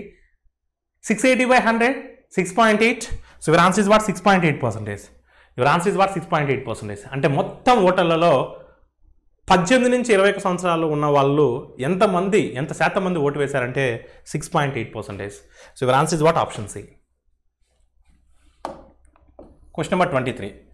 An exam consists of 3 papers. If the candidate gets 35% of the total, so he will pass. అంటే మొత్తం మార్క్స్లో 35% వచ్చినట్లయితే అతను pass అవుతాడు. He got 62 out of 150 in first paper, 35 out of 150 in second paper and 180 marks in third paper. Then how many marks he will get in third paper? Then he will pass the exam. ఒక పరీక్షలో 3 పేపర్లు ఉంటాయి. అభ్యర్థి మొత్తం 30% పొందితే pass అవుతాడు. అతనికి ఒక పేపర్లో 150 మార్కులకి 62 మార్కులు, రెండో దాంట్లో 150కి 35 వచ్చాయి. సో మూడో పేపర్లో 180 మార్క్స్కి 180 మార్కులకి ఎగ్జామ్ జరిగింది. మరి మూడో పేపర్లో ఎన్ని మార్కులు వస్తే అతను పాస్ అవుతాడు? మూడో పేపర్లో ఎన్ని మార్కులు వస్తే అతను పాస్ అవుతాడు? అసలు పాస్ అవ్వాలంటే ఎంత శాతం రావాలి? 30% రావాలి. 35%. మొత్తం ఎన్ని మార్కులకి అంటే ఎగ్జాము? మొత్తం ఎన్ని మార్కులకి? మొదటి పేపరు ఒక పేపర్లో 150కి, రెండో పేపర్లో 150కి, మూడో పేపర్ 180కి. మొత్తం ఎన్ని మార్కుల కంటే exam? 150, 150, 180, 480. So total marks are 480. Total marks are 480. ఆ 480లో మనకి ఎంత రావాలి? 35% రావాలి. సో 35% ఆఫ్ 480, 35% ఆఫ్ 480, 35% ఆఫ్ 480 అంటే 480 మార్క్స్కి 35% మార్క్స్ వస్తే ఓవరాల్గా అతను పాస్ అయిపోతాడు. సో మొదటి పేపర్లో ఎన్ని మార్క్స్ వచ్చాయండి? మొదటి పేపర్లో ఎన్ని మార్క్స్ వచ్చాయి? సో 150కి 62 వచ్చాయి. మొదటి పేపర్లో 150కి 62 వచ్చాయి. సెకండ్ పేపర్లో ఎన్ని వచ్చాయేమో 35 వచ్చాయి. సో మూడో పేపర్లో ఎన్ని వచ్చాయో తెలియదండి, ఎక్స్ మార్క్స్ వచ్చాయి అనుకుంటా. ఇప్పుడు ఆ ఎక్స్ మనం ఫైండ్ అవుట్ చేస్తే సరిపోతుంది. మూడో పేపర్లో తనకు వచ్చినటువంటి మార్క్స్ ఎక్స్ అనుకుంటే మొదటి పేపర్ 62, రెండో పేపర్ 35, మూడో పేపర్ ఎక్స్. అలా ఫిక్స్ అండి. సో మొత్తం కూడుకుంటే మనకి ఎంత రావాలండి? 35% ఆఫ్ 480 రావాలి. 35% ఆఫ్ 480. 10% ఎంత? 48. 10% అంటే 48. 20% ఎంత? 96. 5% 30% ఎంత? 144. 5% అంటే 5% ఎంత వస్తుందండి? 24. So 144 plus 24 168. అంటే మొత్తం యాడ్ చేస్తే మనకి ఎంత రావాలంటే 168 రావాలి. 35% ఆఫ్ 480. 10% 48, 30% 144, 5% 24, 24 ప్లస్ 144 168. ఇప్పుడు ఎక్స్ వాల్యూ ఎంతమ్మా? 62 ప్లస్ 35 అంటే 97, 62 ప్లస్ 35 అంటే 97. 97 సబ్ట్రాక్ట్ చేస్తే ఎంత వస్తుందండి మనకు? 71 వస్తుంది. 97 సబ్ట్రాక్ట్ చేస్తే ఎంత వస్తుందండి? 71 వస్తుంది. So X value will be what అమ్మా? 71. X value will be what అమ్మా? 71. సో ఆప్షన్ డి అనేది మీ ఆన్సర్ అవుతుందండి. ఆప్షన్ డి అనేది మీ ఆన్సర్ అవుతుంది. So option D is the right answer. 71 marks. అంటే థర్డ్ పేపర్లో 180 మార్కులకి 71 మార్కులు వస్తే అతను పాస్ అవుతాడు. Question number 24. A manufacturing company has fluctuations every year. So productivity increases by 15% over 2 years, decreases of 10% in the third year. Again it increases by 15% for 2 consecutive years and decreases by 10% in the third year. So to what extent will productivity will be affected in 2002 if calculated from 1998 approximately. So ఒక ఉత్పాదక కంపెనీకి ప్రతి సంవత్సరం ఒడిదుడుకులు ఉంటాయి. So 2 సంవత్సరాలు నిలకడగా 15% పెరుగుతుంది, 3వ సంవత్సరంలో 10% తగ్గుతుంది, మళ్ళీ తర్వాత 2 సంవత్సరాలు వరుసగా 15% పెరుగుతుంది, మళ్ళీ 3వ సంవత్సరంలో 10% తగ్గుతుంది. అంటే మొదటి 2 సంవత్సరాలు పెరుగుతుంది, 3వ సంవత్సరం తగ్గుతుంది, మళ్ళీ 2 సంవత్సరాలు పెరుగుతుంది, మళ్ళీ 3వ సంవత్సరం తగ్గుతుంది. ఈ విధంగా వెళ్తుంది. మరి 1998 నుంచి లెక్కనికి మనం క్యాలిక్యులేట్ చేసినట్లయితే 2002కి దాని యొక్క ప్రభావితం ఎంత శాతము మేరగా పెరిగిందా తగ్గిందా? సో ఎంత మేరకు అది ప్రభావం చూపుతుందో అడుగుతున్నాడండి. చూద్దాం. సో మనకు ఫస్ట్ ఆఫ్ ఆల్ 1998లో ఆ కంపెనీ యొక్క ప్రొడక్షన్ ఎంతో తెలియదు, దాని యొక్క వాల్యూ ఎంత, మనకు ఇన్కమ్ ఎంత వస్తుందో తెలియదు. 100 రూపీస్ అనుకుంటున్నాను. మొదటి సంవత్సరం 15% పెరుగుతుందండి. అప్రాక్సిమేట్గా జాగ్రత్త చూడమ్మా. మొదటి సంవత్సరం 15% పెరుగుతుంది, కొంచెం జాగ్రత్త చేయాలి. మొదటి సంవత్సరం 15% పెరుగుతుంది. సో 100 మీద 15% అంటే ఎంతమ్మా? 15. అప్పుడు ఎంత అవుతుందండి? 115 అవుతుంది. రెండో సంవత్సరం కూడా 15% పెరుగుతుందండి. రెండో సంవత్సరం కూడా 15% పెరుగుతుంది. సో రెండో సంవత్సరం కూడా 15% పెరుగుతుంది. 10% అంటే 11.5. 10% అంటే ఎంత? 11.5. సో 10% అంటే 11.5. 5% అంటే ఎంతమ్మా? దీంట్లో హాఫ్. 5% అంటే దీంట్లో హాఫ్ అంటే 5.75. 5.75. సో 11.5, 5.75 అండి. టుగెదర్ ఎంత అండి? 16, 17.25 వస్తుంది. టుగెదర్ ఎంత వస్తుందమ్మా? 17.5 వస్తుంది. 17.25 అంతే కదా. 11, 5, 16, 0.5, 0.75. సో 1.25. 1.25 ప్లస్ 16, 17.25. రెండింటిని యాడ్ చేస్తే ఎంత అండి? 132.25. 132.25. 132.25. 132.25. అలా ఫీ క్లియర్ అండి. అదే. సో మూడో సంవత్సరం ఏమవుతుందండి? 10% తగ్గుతుందండి. మూడో సంవత్సరం 10% తగ్గుతుంది. 10% తగ్గుతుంది. ఇప్పుడు 10% అంటే ఒక డెసిమల్ ఇంకో డెసిమల్ ప్లేస్ చేసుకోవాలి మనం. అప్పుడు ఎంత అవుతుందండి? 13.225 అవుతుంది. 13.225 అవుతుంది. ఓకేనా. 132లోంచి ఒక 13 తీసేయండి ఫస్ట్. 132లోంచి ఒక 13 తీసేయండి. ఒక 13 తీసేస్తే ఎంతమ్మా? సో 119 వస్తుంది అంతే కదా. 119 వస్తుంది. 119 వస్తుంది. సో 0.25 నుంచి 0.22 తీసేస్తే అది అప్రాక్సిమేట్గా 119. అది ఇక్కడ 0.25 ఉంది, ఇక్కడ 0.225 ఉంది. అప్రాక్సిమేట్గా సుమారుగా అన్నాడు కాబట్టి తీసేద్దాం. మళ్ళా నెక్స్ట్ సంవత్సరం ఏమవుతుందండి? 15% పెరుగుతుంది. అలా ఎప్పటి వరకు వెళ్ళాలండి? 1998, 99, 2000, 2001, 2002 సరిపోతుంది. చూడండి, 1999 ఇది 2000 సంవత్సరం, ఇది 2001, ఇది 2002. ఇది ఒకటి చేస్తే సరిపోతుంది. 2002కి అన్నాడు అంతే. 2002కి అన్నాడు. ఇది ఒకటి చేస్తే సరిపోతుంది. ఓకేనా. 15%. సో 10% అంటే ఎంతమ్మా? 11.9. 10% అంటే ఎంత అండి? 10% అంటే 11.9. 5% అంటే ఎంతమ్మా? దీంట్లో హాఫ్. 11లో హాఫ్ 5.5. 0.9లో హాఫ్ 0.45. అంటే 5.5, 0.45 అంటే 5.95. 5.95. అప్పుడు రెండు యాడ్ చేస్తే ఎంత వస్తాయండి? 16, 17.85. 17.85. 17.85 అంతే కదా. 15% పెరుగుతుంది. 15% పెరుగుతుంది. అలా ఫీ క్లియర్ అండి. ఒకసారి మీ జాగ్రత్త చూడమ్మా. 119, 17 ఎంతమ్మా? 136. 136.85. 136.85. 136.85. 136.85 అలా ఫీ క్లియర్ అండి. అంటే 100 కాస్త 136.85 ఏంటంటే ఓవరాల్ ఎఫెక్ట్ ఎంత ఉందండి? ఓవరాల్ ఎఫెక్ట్ ఉంది 36.85 ఉంది. అంటే 36.85 అంటే అప్రాక్సిమేట్గా 37% కదా, 37% పెరుగుతుంది. ఆల్ ఆఫ్ ఈ క్లియర్ అండి. అదే అంటే నెంబర్స్ కొంచెం అంటే ట్రికీగా ఉన్నాయి కాబట్టి కొంత టైం పడుతుందండి. సో మీరు ఇంతకన్నా అంటే మీరు బుకీస్ ఆన్సర్ ద్వారా వెళ్తే ఇంతకన్నా ఇంకా ఎక్కువ టైం పడుతుందండి. ఆల్ ఆఫ్ ఈ క్లియర్ అండి. క్యాలిక్యులేషన్ పార్ట్ కొంత ఉంటుంది కాబట్టి అది మీకు అర్థం కావాలి కాబట్టి కొంచెం స్లోగా చెప్పున్నాను. ఆల్ ఆఫ్ ఈ క్లియర్ అండి. So your answer is what 37% పెరుగుతుంది. Next question number 25. A manufacturer pays 36% commission on the retail price of his product and makes a profit of 8.8%. If the commission is reduced by 24%, what will be the profit percentage? ఒక ఉత్పత్తిదారుడు తన ఉత్పత్తి వస్తువు చిల్లర ధరపై 36% commission ఇచ్చి 8.8% లాభం పొందాడు. కమిషన్ను 24% తగ్గిస్తే సో అతనికి వచ్చేటువంటి లాభ శాతం ఎంత? సో ఒకసారికి మీరు చూస్తే చిల్లర ధర అనేది 100 రూపాయలు అనుకుందాం, 100 రూపీస్ అనుకుందాం సే ఫర్ ఎగ్జాంపుల్. 36% కమిషన్ ఇస్తే ఏమవుద్ది? 64 రూపాయలు అవుద్ది. స్టిల్ అతనికి 8.8% ప్రాఫిట్ వస్తుందంట. అంటే 36% కమిషన్ ఇచ్చినప్పటికీ, కమిషన్ అంటే డిస్కౌంట్ అండి, 36% డిస్కౌంట్ ఇచ్చినప్పటికీ కూడా అతనికి 8.8% ప్రాఫిట్ వస్తుంది. అంటే దాని మీనింగ్ ఏంటి? 108.8% ప్రాఫిట్ అంటే that will be equal to 108.8% కదండి, అంతే కదా. సో 8.8% ప్రాఫిట్ అంటే that will be equal to 108.8% కదా. 108.8% of CP is nothing but what అమ్మా 64 rupees. Is nothing but 64 rupees. ఇప్పుడు మనకు 100% ఆఫ్ సిపి కొన్న వేల ఎంతో కావాలి, మనకు 100% ఆఫ్ సిపి వాల్యూ ఎంతో కావాలి. సో 100% వాల్యూ ఏంటో తెలిస్తే అప్పుడు మనకు ఈజీ అవుతుంది. చూడండమ్మా ఒకసారికి మీరు జాగ్రత్తగా చూసినట్లయితే 64 టేబుల్లో క్యాన్సిల్ అవుతుందా? సో క్రాస్ మల్టిప్లై చేయండి. క్రాస్ మల్టిప్లై చేస్తే పర్సెంటేజ్ క్యాన్సిల్ అయిపోతుంది. క్రాస్ మల్టిప్లై చేస్తే 6400 బై సో 108.8. డెసిమల్ ఉంది కాబట్టి ఆ డెసిమల్ క్యాన్సిల్ చేయడం కోసం మరో 0 పెడుతున్నాను ఇక్కడ. అలా ఫిక్చర్ అండి. సో ఒకసారి మీరు చూస్తే 64 టేబుల్తో క్యాన్సిల్ చేయండి దీన్ని. 64 1 జా 64, 64 1 జా 64.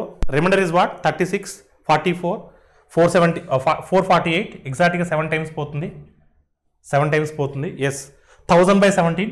therefore cost price will be what 1000/17. Cost price is what 1000/17. So cost price of that article is what 1000/17. చిల్లర ధర అంటే దాని ఎంఆర్పి 100 రూపీస్, 36% కమిషన్ ఇస్తే 64 రూపీస్కి అమ్మారు. 64 రూపీస్కి అమ్మగా అతనికి 8.8% ప్రాఫిట్ వచ్చింది. 8.8% ప్రాఫిట్ అంటే that will be equal to 108.8%. 108.8% of CP will be equal to 64 rupees. Then 100% of CP will be equal to 1000/17. Cost price is 1000/17. Next ఏమంటున్నాడంటే కమిషన్ని 24% తగ్గిస్తే, అంటే ప్రీవియస్న కమిషన్ ఎంత ఇచ్చినారమ్మో 36% ఇచ్చినారు. ప్రీవియస్ కమిషన్ 36% ఇచ్చినారు. ఇప్పుడు 24% తగ్గిస్తే అప్పుడు ఎంత శాతం ఇస్తారండి? కమిషన్ వాళ్ళు 12% ఇస్తారు. అంటే కమిషన్ 12% మాత్రమే ఇచ్చినట్లయితే, కమిషన్ 36% ఇవ్వకుండా ఓన్లీ 12% మాత్రమే ఇచ్చినట్లయితే, 12% మాత్రమే ఇచ్చినట్లయితే అప్పుడు ఎంత కమ్మినట్టు అండి? 88 రూపీస్ కమ్మినట్టు. ఎంత కమ్మినట్టు అండి? 88 రూపీస్ కమ్మినట్టు. New SP is what 88 rupees. New SP is what 88 rupees. మనకు న్యూ ప్రాఫిట్ పర్సన్ కావాలి. So new profit percent will be equal to profit percent దేని మీద క్యాలిక్యులేట్ చేస్తామంటే సిపి మీద క్యాలిక్యులేట్ చేస్తాం. సిపి ఎంతమ్మా? సిపి ఎంత అంటే 1000/17. సిపి ఎంత అంటే 1000/17. సో ప్రాఫిట్ని సో కాస్ట్ ప్రైస్ మీద క్యాలిక్యులేట్ చేస్తాం. ఫస్ట్ ఆఫ్ ఆల్ ప్రాఫిట్ ఎంత అంటే సెల్లింగ్ ప్రైస్లో నుంచి కాస్ట్ ప్రైస్ని తీసేస్తే, selling price is what 88. Cost price ఎంతమ్మా 1000/17 ఇంటూ పర్సంటేజ్ కాబట్టి ఇంటూ 100. చూడమ్మా సో 1788 టైమ్స్ అండి. 1788 టైమ్స్ ఎంత అండి? 17 8 136. 17 8 136. సో 136 ప్లస్ 13 149 అంటే 1496. 1496లోంచి 1000 తీసేస్తే 496. సో 496 బై చూడమ్మా 17కి 17 క్యాన్సిల్ అయిపోతుందండి. 496/1000 ఇంటూ 100. సో జీరోస్ క్యాన్సిల్ అవుతే ఫైనల్గా మీ ప్రాఫిట్ పర్సెంటేజ్ ఎంత అండి? 49.6%. 49.6%. So 49.6. Yes, option A is the right answer. So this is all about SI grand test number 8 so mathematics part 1 explanations. So remaining questions అన్ని కూడా part 2 ఎక్స్ప్లెనేషన్లో మీకు release చేస్తాం. Thank you all of you.